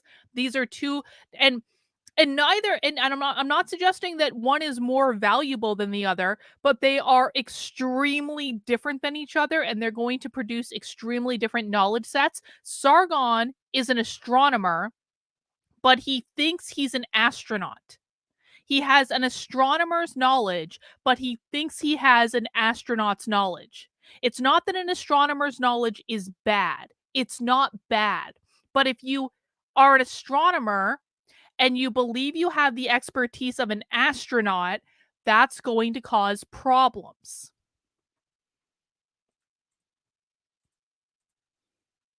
The easiest way to get any kind exactly. But it's kind of like you're kind of laying out like, that liberalism, or just basically any system that a society follows, has like this slippery slope effect that's going to slip us all the way down to communism or whatever bad thing we want to avoid, or fascism. Yeah. And that you want to construct some post-liberal society where the floor is made of tar, where everyone's kind of stuck in this place, stuck in this ideology. And I'm skeptical that could ever be constructed. Well, I'm not saying anyone. I mean, wouldn't that be roughly akin to slavery? Where a society where you're not allowed to think, you're not allowed to go outside the box, you have to stay in this specific box. There's no tolerance for other people's beliefs. Apparently, people aren't even don't even consider their own bodies to be private property in that environment. That makes no sense at all. One needs to be stuck anywhere, obviously. But the thing is, every time you say equality and you renege on that actual extreme position, they'll just call you a liar and a hypocrite. So what? And there will be a large number of people who will be persuaded by that. And honestly, I think Sargon's like, well, no matter what you do, they're going to call you a mean name, and then other people are going to believe that you're that mean name, and so you better just bend the knee to people who are calling you the mean name, because if they call you a name, other people are going to believe it. No, Sargon, the correct answer to that is if someone calls you a name that you don't like, you tell them to go fuck themselves. If other people believe them, that is their business. It is not your business. And you go find other people who don't believe in bullshit and you go hang out with them. This is the virtue of a voluntary society. No one has to be there. You can leave at any time. If it turns out you don't like it, you just leave and you go find other people who aren't easily sucked into bullshit. I think, again, this is why we've found ourselves where we are. So essentially, we have to repudiate that as value, because really, I don't think we do believe in equality, right? Well, I think we agree on equality of opportunity. Equal protection under the law. Let's talk about equality of opportunity then. Okay. So you believe everyone needs to start in the same position? Have the opportunity. No, well, That's it's not what exactly equality the of same. Have the opportunity is. opportunity to achieve the same thing. No, everyone doesn't start in the same position. Equal protection Literally under no the one has law that, is not that, though. Equality of opportunity does not mean that everyone starts in the same position. Equality of opportunity means that everyone has equal access to opportunity. Some people are going to start in a more advantageous position than others because that is simply the reality of life.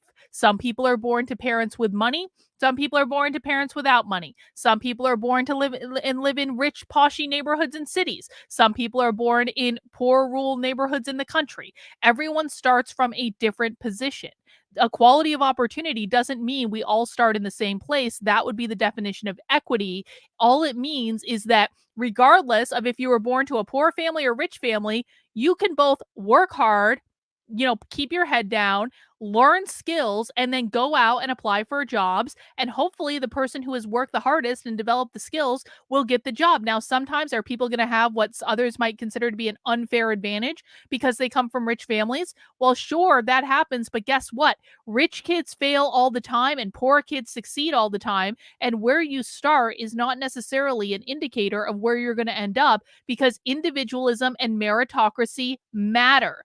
Effort matters. Personal responsibility matters. Consistency matters. Just because someone is born into a rich family and may be perceived to have a leg up doesn't mean they're going to work hard. It doesn't mean they're going to show up. It doesn't even mean they're going to be good at something.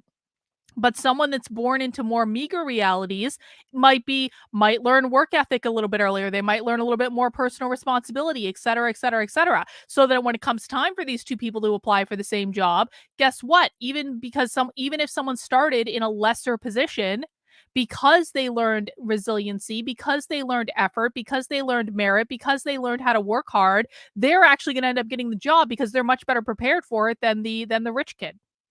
Happens every day. No, but that's Or not equal equality of opportunity. Equal protection under the law That's is not equality of opportunity, Adam. Yeah, but Yeah. I don't No, think Sargon, you're wrong. You're arguing for something that falls outside the purview of liberalism. Liberalism is very specific about equal protection under the law, equal in the eyes of the law. Well, I mean, the that's rich true. man and the Right. poor man both get the same legal framework. We have a respect for the law, even though And do you we feel that that's accept, true? even though that we accept that there are high status people and low status people. But do you feel that that's true? Yes, yeah, I feel Well, you think should. that a rich person gets the same judicial process as a poor person? It's aspirational. So I mean, it is right, but obviously it's not true. Not So in it's the another false assumption. Not in the most literal sense. No, Do you- obviously. So I mean, I it's feel like- very easy for someone who hates liberalism to say that's bollocks and prove you wrong. So And what? you'll admit that's not true, right? So there we go. But Sargon has been on the internet for way too long, and he is way too controlled by what other people say and think. He's gotten way too much feedback from an audience. I see this in content creators all the time, where they get so many comments and tweets and likes and all this stuff and emails and whatever. They get so much feedback from their audience that at some point they start being owned by their audience. Like, people are going to say this, people are going to not like that, people aren't going to like this, people aren't going to like that. And by the way, you only hear from people when they're upset at you. You very rarely hear from people who like what you're doing and just want you to keep doing it. You only really hear from people who are mad at you. And so what Sargon is saying is like, but if you do that, some people won't like it. Well, who the fuck cares? Like, have some vision, bro. That you're not being responsive to, like, someone might say a mean word or say a mean name or might say something that I don't like, and then I'm going to be beholden to that person who says something that I don't like. Bullshit. You are never beholden to anyone. Where do we go from there, though? Like, Yeah, but I isn't that- immediately say it's aspirational. We're working towards it in a perfect world. We'd love to have that. I mean, the whole Yeah, there you're was a never gonna get time. it. There was a time in American law where if you couldn't afford an attorney, you didn't get one. Now we at least have the public defender, which sucks, but it's a step in the right direction, right? It's a step towards positive rights, which totally undermines the core claims of liberalism. So no, I don't think it is. It did no, because that we're having an argument over individual rights, and positive rights and negative rights both fall under the purview of individual rights. Okay, we can have that argument inside they the don't, frame though. of liberalism, because we have freedom of speech. Hang on. No, and because we have tolerance for different belief Adam, systems. You're wrong. They do not fall under the same purview, right? Positive rights are not universal. The American government is not obligated to provide lawyers to people in Zimbabwe, right? Goddamn right, Positive rights are only specifically for that country. However, if you're saying, well, is Sargon off like arguing for some sort of one world government where everyone belongs to everyone else? Of course, the American government isn't obligated to provide lawyers for people in Zimbabwe. Why would we be obligated to provide lawyers for people in Zimbabwe? Unless you're arguing for a one world government. Again, Sargon is sounding like very socialist on this stream, and I don't like it. Human rights universal, then you know that that's false. That's a direct contradiction to that statement. It's because it's aspirational. It's not a state. It's a statement of belief, right? So a classically liberal view on rights is that there are a same number of rights as there are people, right? That's what makes it universal. But you've just admitted that the positive rights are parochial, right? Because they're positive, because they have to be affirmed and created by the state. But then this brings us into something that just isn't liberalism.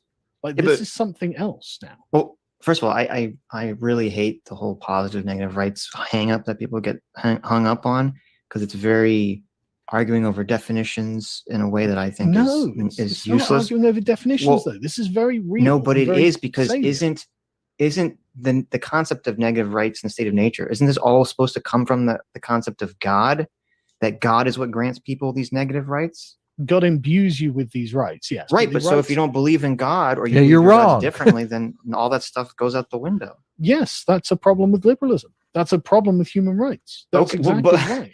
No, but that's what I'm saying is, like, that's why to me making this differential argument versus negative versus positive rights is somewhat pointless, because they're both, I mean, nothing's based on like some objective true thing that everyone agrees upon and never will be. No, it doesn't have to be everything, something that everyone agrees upon for it to be true, right? What it is that we sincerely believe it to be true. Well, no, you want it so that people can't argue. They can't use some weak point of the argument to argue against something that degrades the initial concept, right? Well, no, I'm not saying that, like it has to be an argument that no one can disagree with. There's no such thing. Right? What it is it is sufficiently persuasive to appear to be the truth to us, right? So the problem is, well, positive rights actually destroy liberalism. Like it literally says, well, if human rights are universal, I feel like I'm actually getting stupider in the listening of this show, and I really don't like it. I do actually think he's a smart guy. I really do. He's obviously gone down some sort of rabbit hole. He's thought a lot about this. It's just like Sargon has not this is Sargon pressure testing his ideas for the first time, and it's not going well because he's not listening to feedback from Adam specifically, who is giving him really good feedback. But it was like,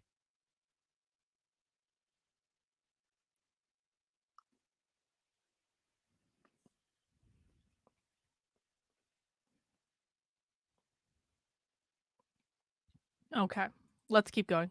Then positive rights are a direct repudiation of that.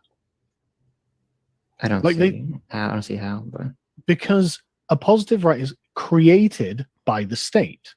So you would have to have a universal human state in order to have a universal positive right. You don't believe in God, so you must assume that negative rights are created by the state too.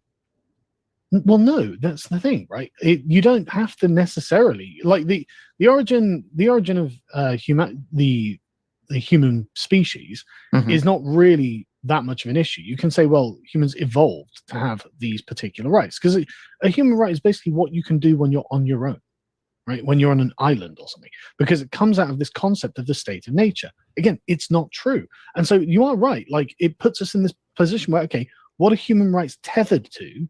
And the answer is nothing, or whatever the state tells you they are. Right. That's not. I agree, but that's the problem. But yeah, I know. Right. What I'm saying is this comes from the false assumptions of liberalism. Sure. Right? So again, these are the problems of the false assumptions of liberalism. Is they are actually wrong, and actually we're watching the collapse of everything in real time right now. Right. That's fine. We can have that conversation. That's fine. I don't want I don't want to lean on negative rights as being like, we have a lot of conversations where people say negative rights are good and positive rights are bad. But if your argument is that both the assumptions are false, we can't, I don't want to have that argument. Well, I mean, why? Because they're both false. Because if they're both based on false immaterial. assumptions, Yeah. then it doesn't matter. Well, I think it does matter because our societies are currently being torn apart by the conflict between positive and negative rights. Yeah, but this is kind of like we can't have gay marriage because then people will marry pets or animals. It's like, it's also like like you Christianity can have some is positive false rights and without Islam having is every false. positive right in the universe. Like we don't live in this extreme, binary hyperbolic world. Sorry, what do you mean? Sorry. Like you can have some positive rights, like, oh, you have the right to be afforded an attorney if you can't pay for one. You can have that right without a positive right. Someone saying, oh, you have the positive right to live in a mansion. But okay, well, the problem is you can't though, right? Because as soon as you say that rights can just be constructed by the state, this is no longer a right. It's no longer what we would define as a right, because a right was intrinsic to your person. That's what a right was in liberalism. Mm-hmm. And so, okay, well, what we're saying now is, okay, well, liberalism's view of rights is just wrong. If you can have a positive right, there are no liberal rights. Yeah, but I thought you agreed that all rights, you said rights either come from nothing or they come from the government. That's if you... This might be more painful to me than watching the Whatever podcast. Because I expected the Whatever podcast to be stupid, and it was stupid. It was one of the stupidest things I've ever watched in my life. Sargon is not stupid. Sargon has just not talked to anyone about his ideas, that has not kissed his ass and just agreed with every single thing that he said. This is the problem. This is why, guys, when you have ideas and you're thinking about things, you need to pressure test them in the world. Because Sargon has not done any exercise where he's like, here's some deep philosophical ideas that I'm kicking around. Can anyone give me feedback on this? What he's done is he's gone off into a corner and developed these deep philosophical ideas, doesn't even really understand his own argument. And then he comes and says, guys, I have solved all the world's problems. Here it is. You're welcome. And then people start looking at it, they're like, what the fuck is this? And he's like, what? You don't think I'm right? Well, no, because you didn't pressure test your ideas, bro. Like, this is painful for me to watch. I'm sorry. We're going to go a little bit longer, but like, I didn't think this was going to be this bad. I really didn't.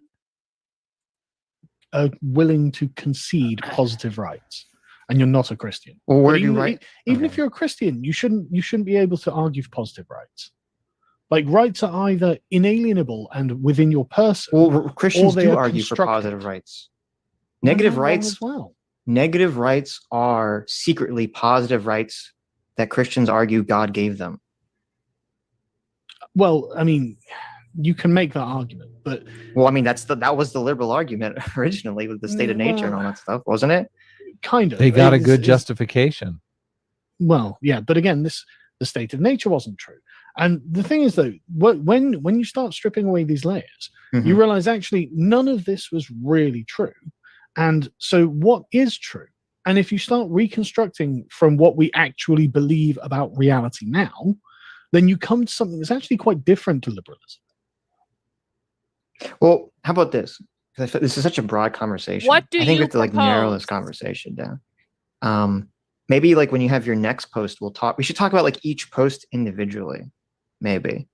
So like if we just want to just talk about just the false assumptions of liberalism and then stop broadening it out to other things, maybe it would be easier because I feel like we're just jumping everywhere. Yeah, I would like a more focused Well, I mean, conversation too. what would you prefer to focus on? Like, Well, specifically? okay. Well, I want to talk about your post. Okay, Like, go okay. ahead. So that's why I asked, like, what is the state of nature? Right. The state of nature is this theoretical pre-civilizational society Mhm. where man is running around in the woods, in the wilderness, on his own, not really having much to do with his fellow man, other than occasionally meeting women to have sex with and Nice. to procreate with. And this is not true. Sure. That is So- definitely not true. I'll be 100% honest. I attempted to read John Locke's Second Treatise of Government, and I just wanted to die because it was so boring. Yes. And it's written in like that very old English style that I can't wrap my brain around. His criticisms are not based in reality at all. He doesn't even understand the ideologies he's commenting on. If you think he does, I'm sorry. You are not a regular on this channel, but if you stick around, I promise I will show you all the ways in which Sargon's ideas of what liberalism is and what socialism is and what communism is are completely fucked. So instead, I listened to a bunch of different philosophy teachers who created courses for their students, basically just reading it to me and explaining it to me.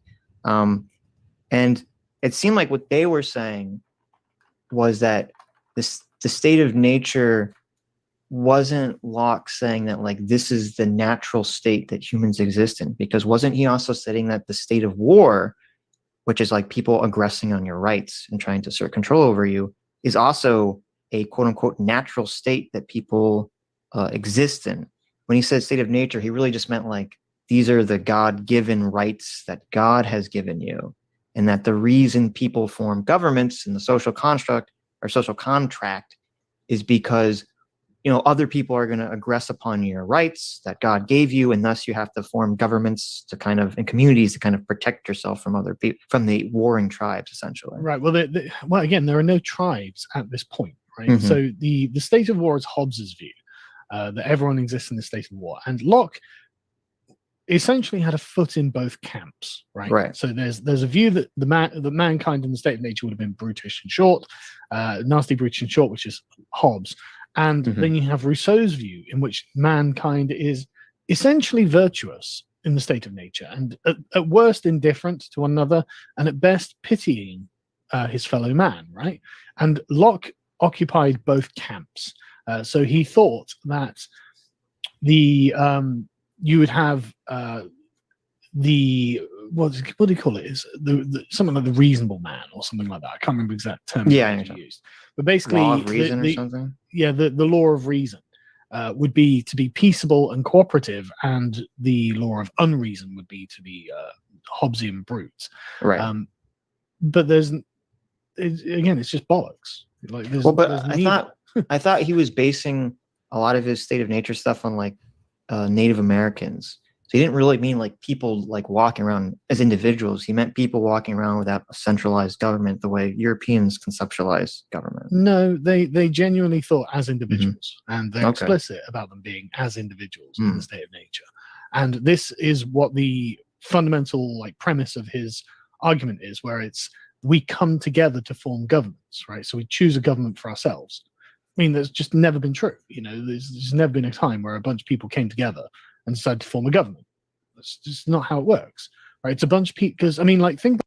All right, we got a super chat from Andre. I think it's time to test people on rights versus privileges, because clearly some confuse them. Yeah, I think that's true. I don't know how much longer I'm going to last, guys. Maybe I'll skip around a little bit, but, like, I'm like, this conversation is going absolutely nowhere. I don't even know what they're talking about at this point, and I like to think that I can follow some pretty complicated shit. I watch a lot of socialism, but like I am completely lost as to what's even going on right now. About we, the people. Who the fuck is we? Where is this first person plural coming from? America. Yeah, exactly. You've already got a society there. Yeah, sure. Right. That's the point. It's not true, and none of these things are true, and that's the problem, right? It's a bunch of wishful thinking, and it's leading us down this path. I mean, if he meant it in terms of like people living as individuals, obviously that's not true, because we evolved from so we evolved from like group oriented species. So obviously that was always right. So what we came from. Yeah. So that's the first assumption. It's just not true, right? So going on to the second one, everyone is equal. Well, that's demonstrably untrue, right? Because this comes from the idea that in the state of nature, which is pre-society, in their day, right, society was hierarchically ranked based on social class. Equal in the eyes of God is not the same as equal, though. And I feel like there's a huge conflation it's going nothing on to do with God, right? So which one do you mean? Do you mean equal in the eyes of the law, or do you mean equal as in we all have the same amount of money and can bench press the same? It's about social equality, right? Because inequality in the view of these people is created by social rank. But you're not answering the question. The question is, are you saying that liberals believe everyone is equal in that they all should have the same amount of stuff and ability? Or are you saying equal, the law should treat them equal even though they're all very unequal? Because one is liberalism and one is not necessarily liberalism. Listen again, right? In the society in which John Locke lived, it was socially hierarchical. Because you were born into a social station, right? And so equality and inequality was a consequence of the social position you occupied. Correct. Right? The status, your social status. Okay. Yes. And economic status was tied to this as well. Right? Okay. And so this is what they meant by inequality. So they did. So John, you're saying John Locke meant everyone should have the same social status, and if that's related to money, they should have the same amount of money. No. Right. What I'm saying is, as a logical consequence of it being pre-social, there is, of course, no social hierarchy. So everyone exists in this equality of having no position in the social hierarchy. There has literally always been a social hierarchy. As long as there have been human beings, there has been a social hierarchy. There's always been, like, think back to like cavemen, right? There were cavemen that were chiefs of the cavemen tribe.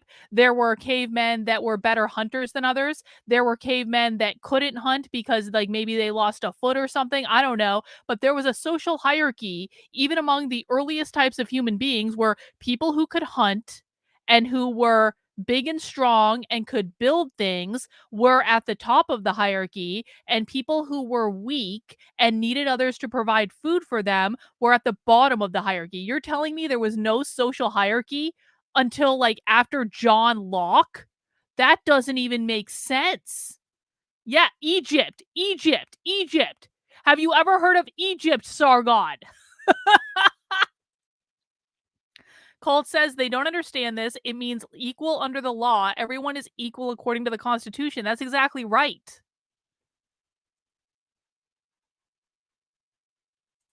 And this means law. No, but not in the eyes of each other. So in the eyes of society, right? So so when he says everyone's born. No, I've never been to Egypt, Bob, but I really want to go to Egypt. I think I had multiple past lives in Egypt. I wanted to go to Egypt for like years and years and years. There's going to be sometime when I have a boat ton of extra like dispendable income there that I can just like blow on like a once in a lifetime trip. I'm going on an epic fucking trip to Egypt. I want to go see everything. I want to take a boat on the Nile. I want to go to pyramids. I want to go see everything. I wanted to do this for years and years and years. We were going to go when like I was gonna go, like, this was before like the Ukraine. This was like a while ago. Like Victor and I were gonna go to Ukraine, because I've never been to Ukraine, and like, you know, this was a long ass time ago. We were gonna go to Ukraine. Victor hadn't been home in a while, and so we were gonna go to Egypt at the same time. We were gonna go to Ukraine, but that never worked out. No, I was not a pharaoh. I was a high priestess in the mystery schools. I know that for sure. I saw that in a past life meditation, but I think I did like other lifetimes in Egypt as well. Anyway, Naruto says, I just had the realization that James O'Keefe is the real life version of Gilderoy Lockhart. He fucking is, isn't he? Gilderoy Lockhart was praised as a guy who did heroic things. It turns out all those things were done by other people. Indeed, rest in peace, Project Veritas. They closed up operations today. Everyone got fired. Well, I guess they still have like a couple people on staff, but like all the journalists are gone. There's no one doing anything anymore. So James O'Keefe and conservative media successfully destroyed Project Veritas. It was a conservative media smear campaign that destroyed Project Veritas, but James O'Keefe is probably still going to jail. More to come on that, but probably still going to jail at some point. Anyway, let's keep going. Equal. Again, yes, as you said, he doesn't mean that everyone is the same. You know, they're different. John Locke explicitly says, yes, there are people who are stronger, smarter, faster. Yeah. Okay, so he says that. Right. Yeah, he says that. What he means, right. What he means is like, and what Carl's trying to say is that like no one is born in the laws of nature. No one is born king. No one is born a peasant. No one is born noble. No one is born to some specific, station class in life or station dictated by society. And it seems like John Locke's kind of he's like combining like the Garden It's of not just Eden it's not just Locke. with like They Native all fall Americans for and creating the state of nature idea. this. It's not just Locke. They all fall this, right? Right. And so that's the next thing. So that Is it related to again, meritocracy? no, right? So this assumption again that we're all equal, socially equal, that's never been true as well, right? You can go back to the earliest human domiciles that have been dug up, and you can identify which one was the chieftain's domicile, because he had slightly larger huts than the rest, right? There has always been social inequality. You 'cause don't man has say, always Who been were social. chiefs? You Yeah, but don't were chiefs say. born chiefs back then, or are they chosen? Who knows? Well, but that completely That's changes pertinent. Yeah. everything. Yeah. We don't know. So Okay. Well, then that's what I'm saying. I don't know if this one is. You're saying I don't know if this one is false. no one has ever been equal, right? There's never In been terms of social in inequality. terms of like not being born into specific classes. I don't know if that's true. Well, we do know it's true. No, there's never been a time of social equality. Duh. In the way that he means it. Yeah. Yeah, I don't know if that's. I don't know if that's true. Man has always been a social creature, and therefore social stratification has always been a thing. No, but he And just this is- means no. this Yeah, is true. social stratification has always existed. Yes, but he's just Yeah. talking about in terms of being born into that social stratification. Doesn't mean that doesn't exist. Well, no, that he does think that they didn't exist in the state of nature, Mhm. right? Social stratification doesn't exist if there is no society. It's a logical consequence of it. I see. And that's Okay, fine, right? That does make sense, right? He's not wrong that would be the case, but it's never been the case that we've been pre-society. So it's never been the case that we've lived without social stratification, right? And so social inequality is a fact of life, and that's okay. Like, we've always been socially unequal. We're socially unequal now, right? And everything seems to be okay. People aren't getting, well, I mean, some people get murdered in the street, but you know what I mean? Like, we don't have laws that say it's okay to just murder your wife or anything like that, you know? So that's not a prerequisite for us having a good society, is to say that we're all socially equal. It's not necessary. But do you accept that equal protection under the law is necessary? Well, we don't have it, do we? But would you rather live in a society, if it's on a gradient scale, would you rather live in a society where we're closer to having it, or a society where it's completely non-existent? I mean, there were societies where the king could do whatever they wanted and the laws only applied to the peasants. You said that it's necessary, right? For liberalism, yes. I Yeah, 100% think it's a necessary component of liberalism. But it's actually necessarily true that it's necessary that it's not true, right? Isn't so a lot of this? hang on. Okay. So you've turned this into a value, an aspirational value, which means it's not true, which is why you're aspiring to it, right? Equal So it's protection not under the law, true yes. That we have equal protection under the law, right? That's not true. Well, right? it's not. I would say it's not a like necessary 90% component. true. I would say it is 90% true. But it's not. Sargon, the United States is a more perfect union. The goal is to form a more perfect union. It is never going to be perfect. It cannot ever be perfect because a completely perfect union does not exist. The goal is to get better and better and better and to make progress. It is not to be completely perfect at all times. True, right? That's the 10%. I mean, there's obviously... if you have a better attorney, you're more likely to get off than if you don't have a better attorney, obviously. So that's where. That's worrying, isn't it? Because one would think it'd be if you're guilty of committing the crime or not. That's right? not. Well, but that should be the factor. You could, yes, of course, and that is the factor that we strive towards. But obviously, people are, injustice happens in the world, so there are. Right. Innocent people, I'm certain, that are behind bars because they couldn't afford a proper attorney. But Ghislaine Maxwell and Epstein's clients aren't even going to face a trial, right? So we can't say that necessarily this is the case, because it's not the case. All I'm asking you for is, you're saying it's not 100% achievable, therefore we should throw it in the wastebasket, or we should still aspire towards it. So, but you're not answering the question on whether or not you think it's something that we should attempt, that we should get as close to as possible. I'm not trying to craft a system of values. I'm trying to describe reality, right? So whether I'd like it to be the case, sure, of course I would like it to be the case, But is it the case? And that's the question. The answer is no, it's not the case. So, okay, this is yet another one of those things. You're attacking liberalism. This whole article is attacking liberalism. Right. So this so is the idea that you're just describing reality seems very fanciful to me. I'm not attacking anything. You are. Because an attack implies some sort of malicious intent, right? This is a scientific investigation into the true assumptions, whether they are or not. A scientific investigation? This is decidedly not a scientific investigation. Of liberalism. These are not true assumptions, right? This is not an attack to tell you that you are mistaken on something. Okay, so you don't want to make any sort of prescriptive claim. So when I'm asking you about equal protection under the law, you're saying that's a prescriptive claim, and I don't want to make that claim.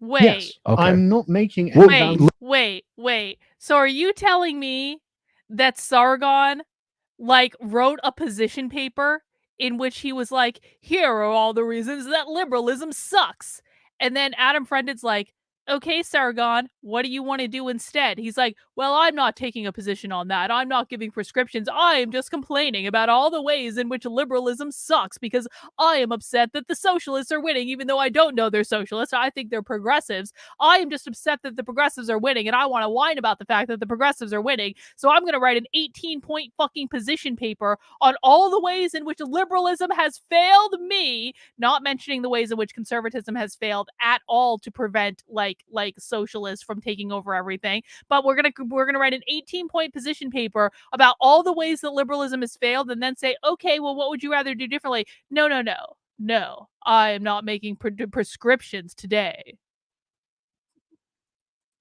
This is where I do believe liberalism is like a moral system to some extent, because if you're going to have a system where you're saying these are important aspects to social life and we need to preserve them and promote them, then you are promoting a moral system. This is why I do think liberalism is the best moral system we have going right now. I mean, I don't even know if I would characterize. Well, I'm happy to say, listen, equal protection under the law is based, and that we should promote equal protection under the law, and that you should, of course, laws that apply to the super wealthy should apply to the poor as well. Like everyone should be operating. Is this not just an exercise in vanity? Yes, Sargon. You this is a complete exercise in vanity. And saying I'm a virtuous person. Well, these are my virtues, and my virtues are awesome. I'm not sure that Adam Friended is the one fluffing. So it is just vanity, though. You know, it's not changing the world. It's not improving anything.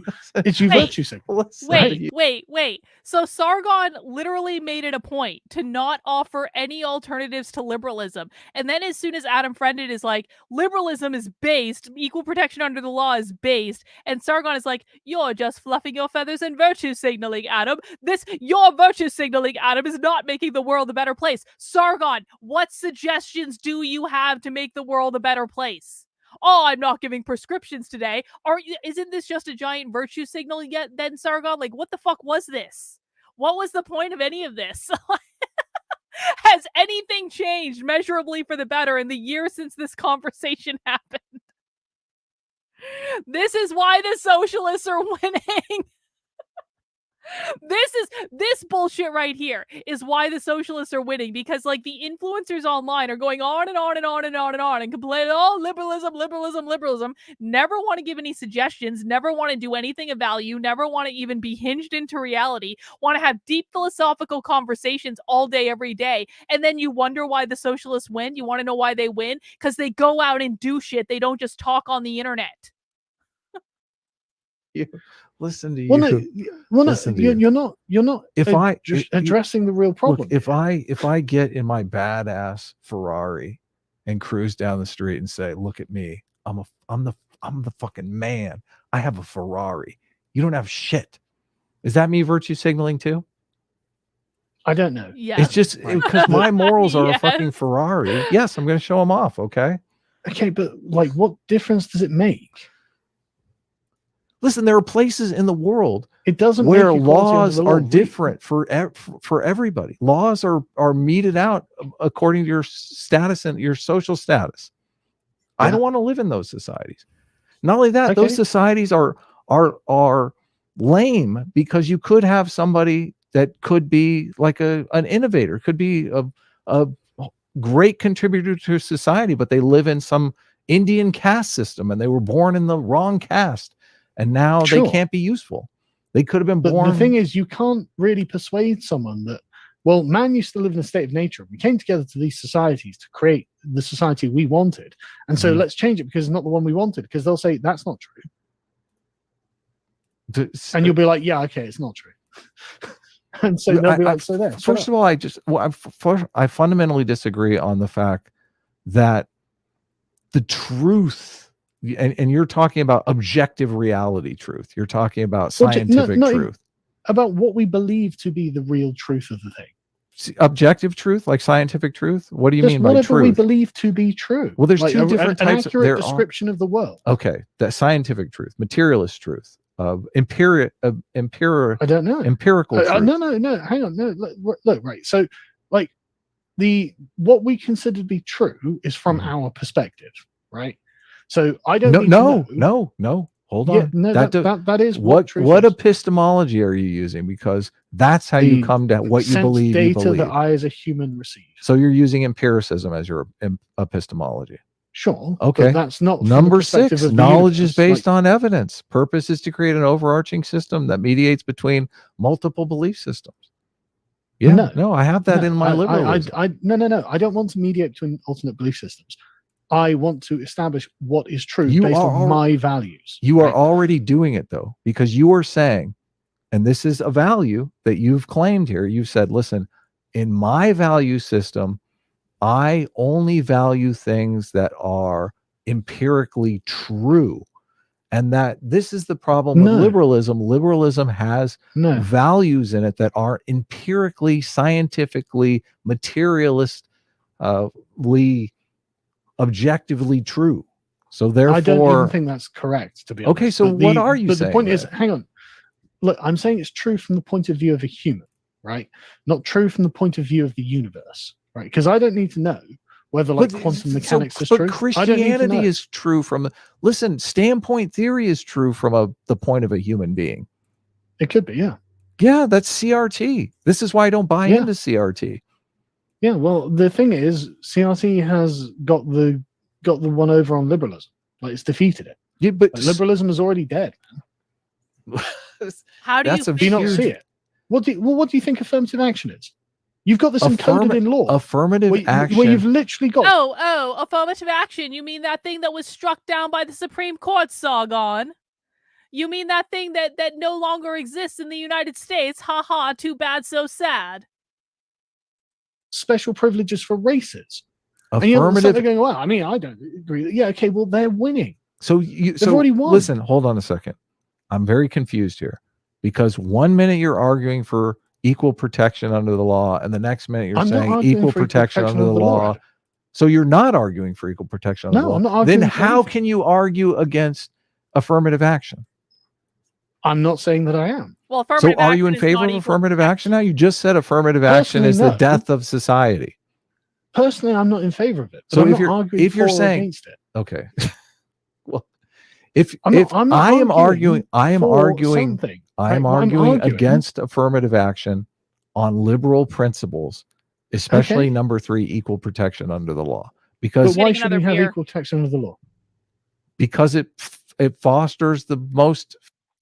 This is what happened. This is what happened the one time that I talked to Sargon when I was on Sitch Adam stream, and Sargon started yelling at me while I was like not even like saying anything, and I was like, we were talking about a definition or something, and I forget the word that was being defined, but I was like, I basically said, I was like, Sargon, I don't think that you are working under the same definition as I am, and maybe we should talk about the definitions. And he like yelled at me, and I was like, okay, bro, I don't care that much. He didn't yell at me. It wasn't like angry. It was like he's doing what he's doing to Adam, which he's like, Adam, you don't understand what you're talking. He's like reprimanding him, and it was like, all right, bro, then maybe we don't need to define words. Who really cares? I guess.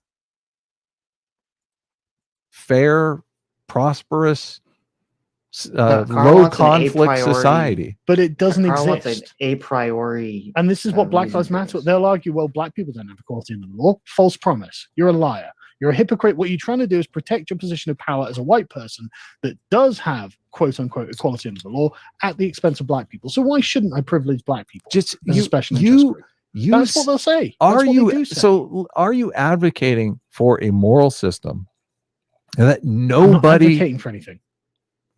What are you doing then? Why'd you I'm even write the He has criticizing your article? no moral system. solutions. So Like, are you there's no affirmative solutions. okay? So proposition in there. what right? you've literally drifted into of Well, there's one affirmative queer proposition, which is theory that here, like you- Truth Oh, is the God. affirmative proposition. Well, you- that's a presupposition that people will. I mean, I don't even. Do I even talk about truth? you've Well, you're saying literally Well, false apart from- assumptions. I mean, Oh yeah, these are yeah. Okay, so yeah, I'm. But Oh, again, I'm not. so, I'm gonna Sargon, you've cry. literally Truth is good. wandered I'm into just saying these are not true. deconstruction. Look, I'm gonna you've cry come in before here this is and wandered over. into deconstructionism. All you I want to haven't do wondered it, is and that's what this deconstruct. is. So are as a deconstructionist, I want to ask you, are you Sure. saying that we need to come up with a moral system that has no one can argue against in any way, shape, or form? Is that the goal here? No. Okay, so No, there's what are no we such doing thing as here? anything that someone can't argue against. Okay, so you admit you can always argue against it. This could be the gold standard of moral systems, and someone will argue against it. But yet you keep saying because Black Lives Matter argues against this, we have to throw the baby out with the bathwater. Exactly, Adam. I don't think that you can argue something really is like the gold standard of moral systems if you have to accept that it's fundamentally based on bollocks. Well, I don't think that. I don't. I disagree. I do think the truth I mean, is I probably thought- important. let's Yeah, just but I'm not. agree to I don't disagree. think you're prepared to live in a world of lies. Oh my God. I live in a world. Your of lies. entire life is we're a lie surrounded. because you Every don't agree with single my person philosophical around me is analysis. fucking lying to What the themselves, to But other people. I don't know if that's true. I think People lie all the time. Adam Friended is like the only. Well, actually, Sitch isn't really saying anything. Adam is the voice of reason in this entire affair.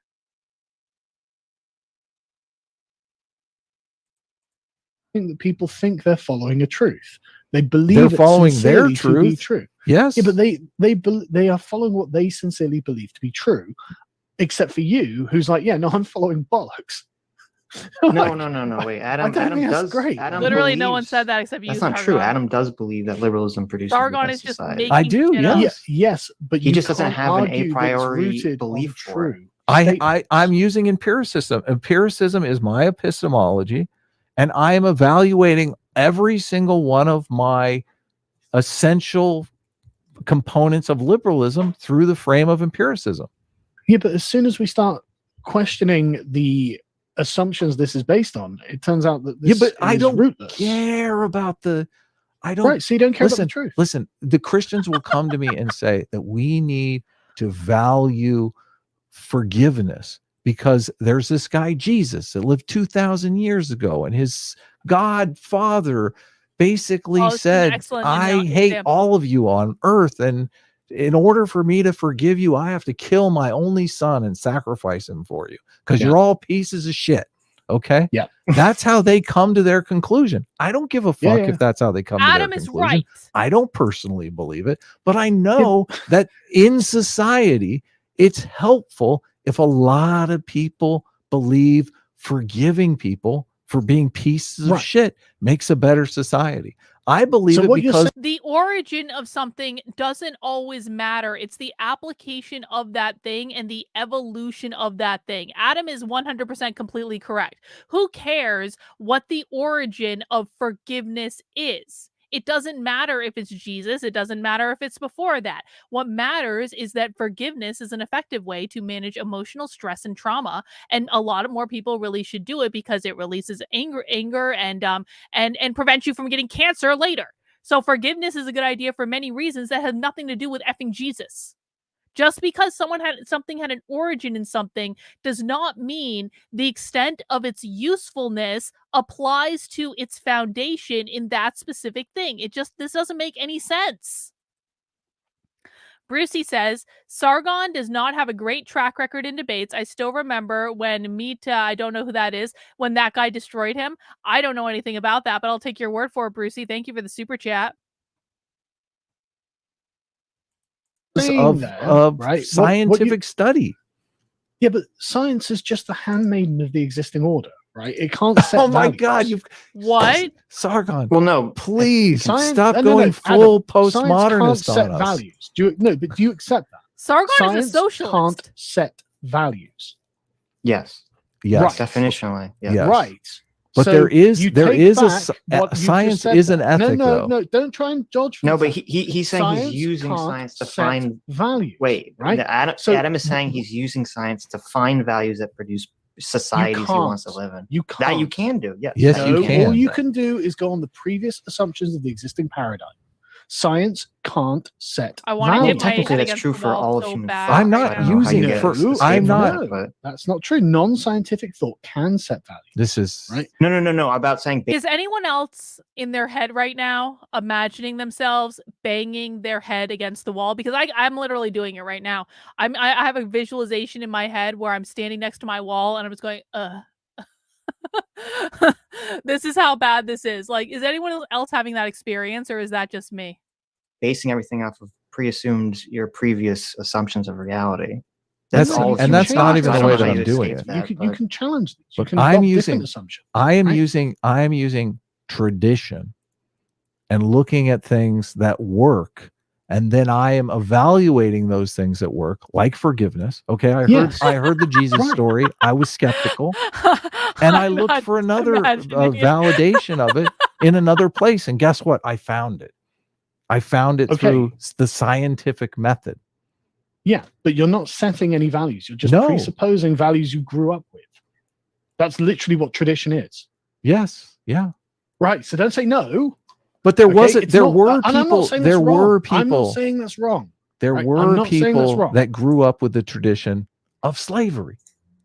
Yes. Okay, were those people right?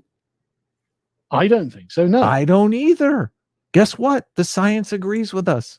They were wrong as fuck. It doesn't matter what the science agrees with, Okay, well because we're interested. matters- In what it matters to values me we're going because- to pursue. it matters to me because it's my epistemology. It's how I justify the world. It's how a lot of people justify the world. Look, So It doesn't matter though, right? Mhm. What matters is what we are going to value, and what we value is based on what we think is true, right? And so it like the questions of liberalism itself. Do we think these things are true? And it turns out they're not true.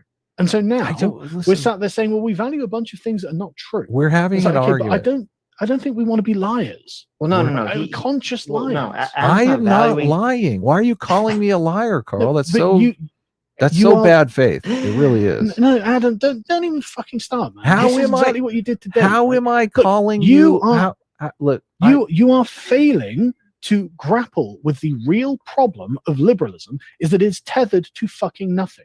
And the only thing you would tether it to would be a lie But by your own admission. Listen, wait. Okay. yeah. This is not. No one's lying here. Stitch This is is the putting his foot disagreement. down. The disagreement is, as I said a million times, but everyone's ignoring this fucking conversation. Adam's point is that he doesn't believe having an a priori idea about liberalism is necessary because we've been living in so long that he can use science and empiricism to point to outcomes and say this is the society we want to live in. So he's Right. not lying about that. He's saying he just doesn't think that it matters that liberalism is not based on Adam's creation and by God and all this stuff, the state of Yeah, but nature stuff. it's that not doesn't really exist. based on that anyway. I could say the same thing Right. about Christians too. I could say, listen, Sure. the Christians are basing their belief that Hang on, I gotta- forgiveness is oh. good on a fucking lie. Okay. Oh, Jesus Christ, Adam. All right.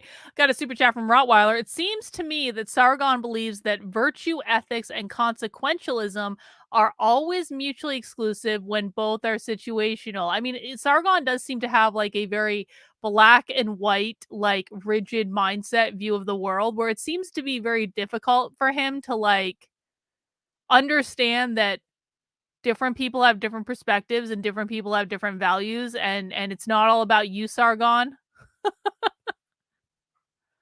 Thank you, Rottweiler. Appreciate it. So, But wait a you know, minute. I wouldn't yeah, do no, that. you- I would you- not do you that do, because but- I don't want to be an a-hole. Okay, Yeah, but the thing is, this is why the new atheists had such success, right? Because they are fundamentally- successful. It seems Yeah, like they're very. fucking dead to me. Yeah, they're dead now, but the damage has been done. Okay, right? well, they're dead. Like the damage is long, and it's been done. I think there's no undoing it either, right? No one treats the Bible like the literal word of God anymore, right? And the people who do are Because it's not the literal word of No. God. They're a very small percentage of Western population. Sargon, say it with me. Let's call the Christians liars together. It'll feel good. Come on. In a way, it kind of is a lie.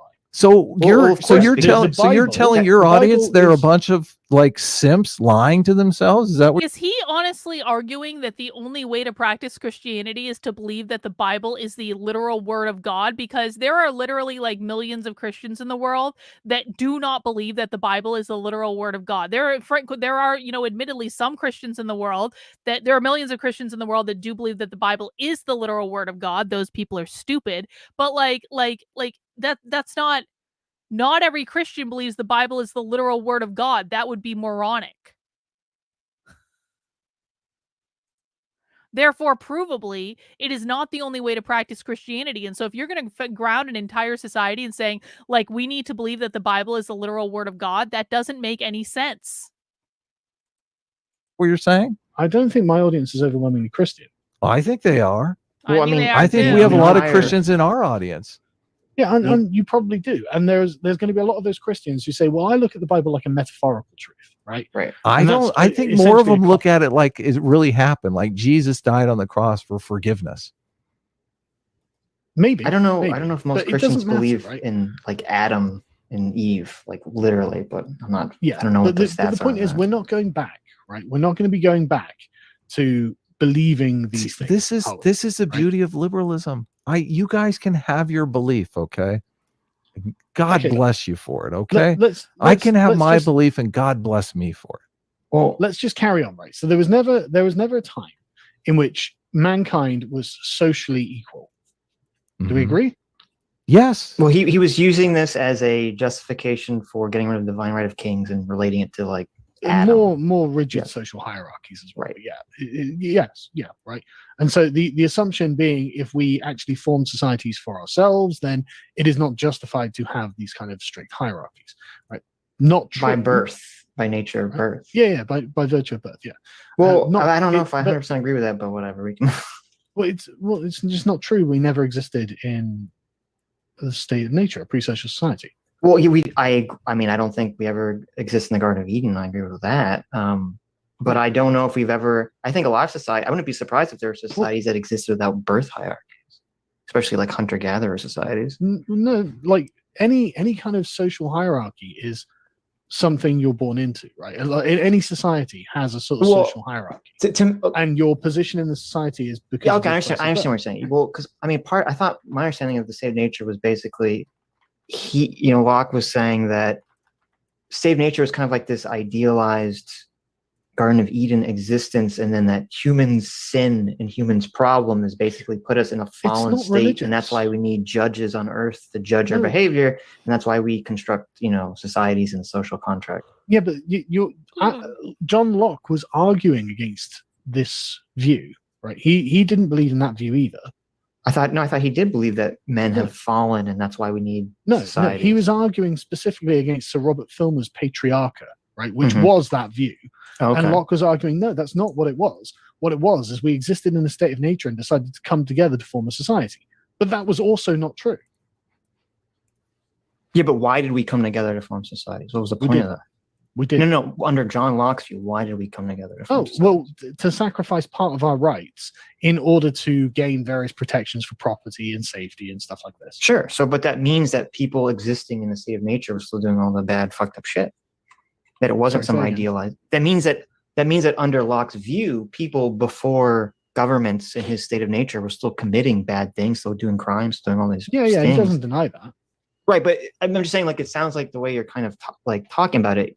Like that he means the state of nature was everyone was living together and hugging each other in nature, which that's not really what he meant. No, he accepts that there are difficulties and problems in the state of nature. He just thought that was true. He just thought there was a pre-social man, and that's not true.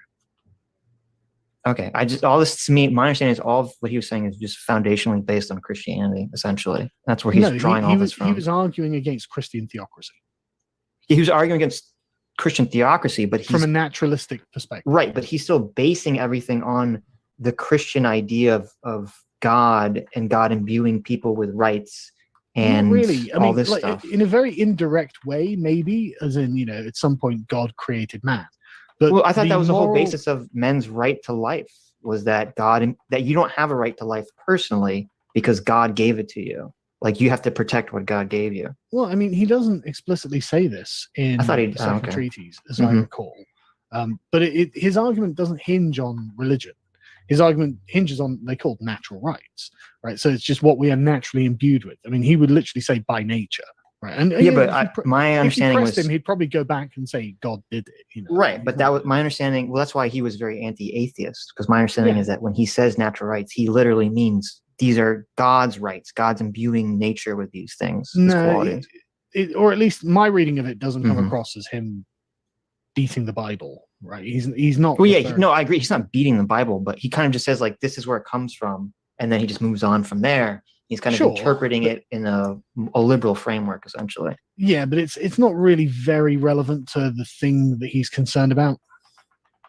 Like, he's concerned about. Not really. He's concerned about why some people should have authority in society over others because of their station in life, right? And so his argument is, well, we came together to form a society, and so why should you not have social equality? And it turns out it's just because it's just physically not possible for humans to be socially equal. Okay. Jordan Peterson style. So that's the next. So that's number 2, right? Everyone is equal. No, actually, everyone's unequal. Like, nobody's equal, right? So then this goes on to part 3, the universal man. That in the state of nature, like they accept that, oh, well, have you noticed that a lot of the differences between like an Amazonian tribesman and like, your average Englishman are because of the societies in which they grew up? It's like, yeah, that's true. So, oh, well, there must be a universal human there that existed. And it's like, no, because all people, because again, if you remove the society, the differences between people that are created by society, by putting them in this state of nature, well, then logically you would get a kind of universalized human that is the same in all times and in all places, because the differences that are created by society didn't happen because they didn't live in a society. But because nobody didn't live in a society, there was never a universal man. And so this idea that we're all basically the same, that's not true either. Like, all people are created in a time and a place, and they always have been. And that means they've come out of a society that has certain presuppositions, certain institutions, a particular kind of language, certain values. And so you've never had a person who could fit in anywhere, right? It turns out that that's just not the case. And so the sort of view of universalism, of liberalism, not true, right? There is no one thing that all humans really would. Well, I mean, if you took like a baby out of most places, I assume they could fit into most societies. Yeah, but the baby would be raised in a society. That's what I'm saying. Yeah, but that's what I'm saying. Like, the universal human in terms of a pre-socialized human. No, but that's not what they're saying. But but no, I mean, Okay. obviously, if you take a baby and raise it in a different society, the baby will. We're about halfway through this stream. Do we want to keep going, or do we want to call it a day? I'm really sorry, guys. I thought there was going to be more here. I really did. I didn't think this was just going to be a Sargon-led shit show that made no goddamn sense at all. And I don't actually think it's going to get any better. But if you guys want to keep going, we'll keep going. Hang on. Let me do a poll. Let's do a poll. Should we keep going? Yes. No. I thought this was going to be a nice, late, fun day.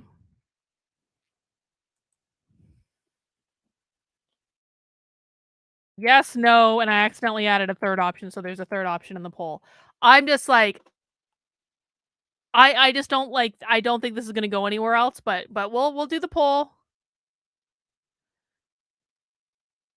I really thought this was going to be more fun. I really did. I'm sorry. I'm sorry. This is Adam Friended's fault. Adam Friended is the person who gave me this stream. Nick Fuentes probably would be more entertaining than this.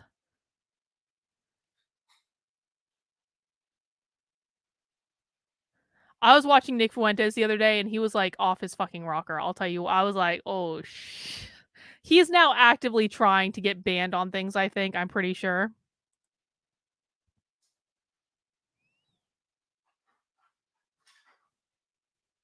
All right, we have 28% yes, 39% no, 34% whatever.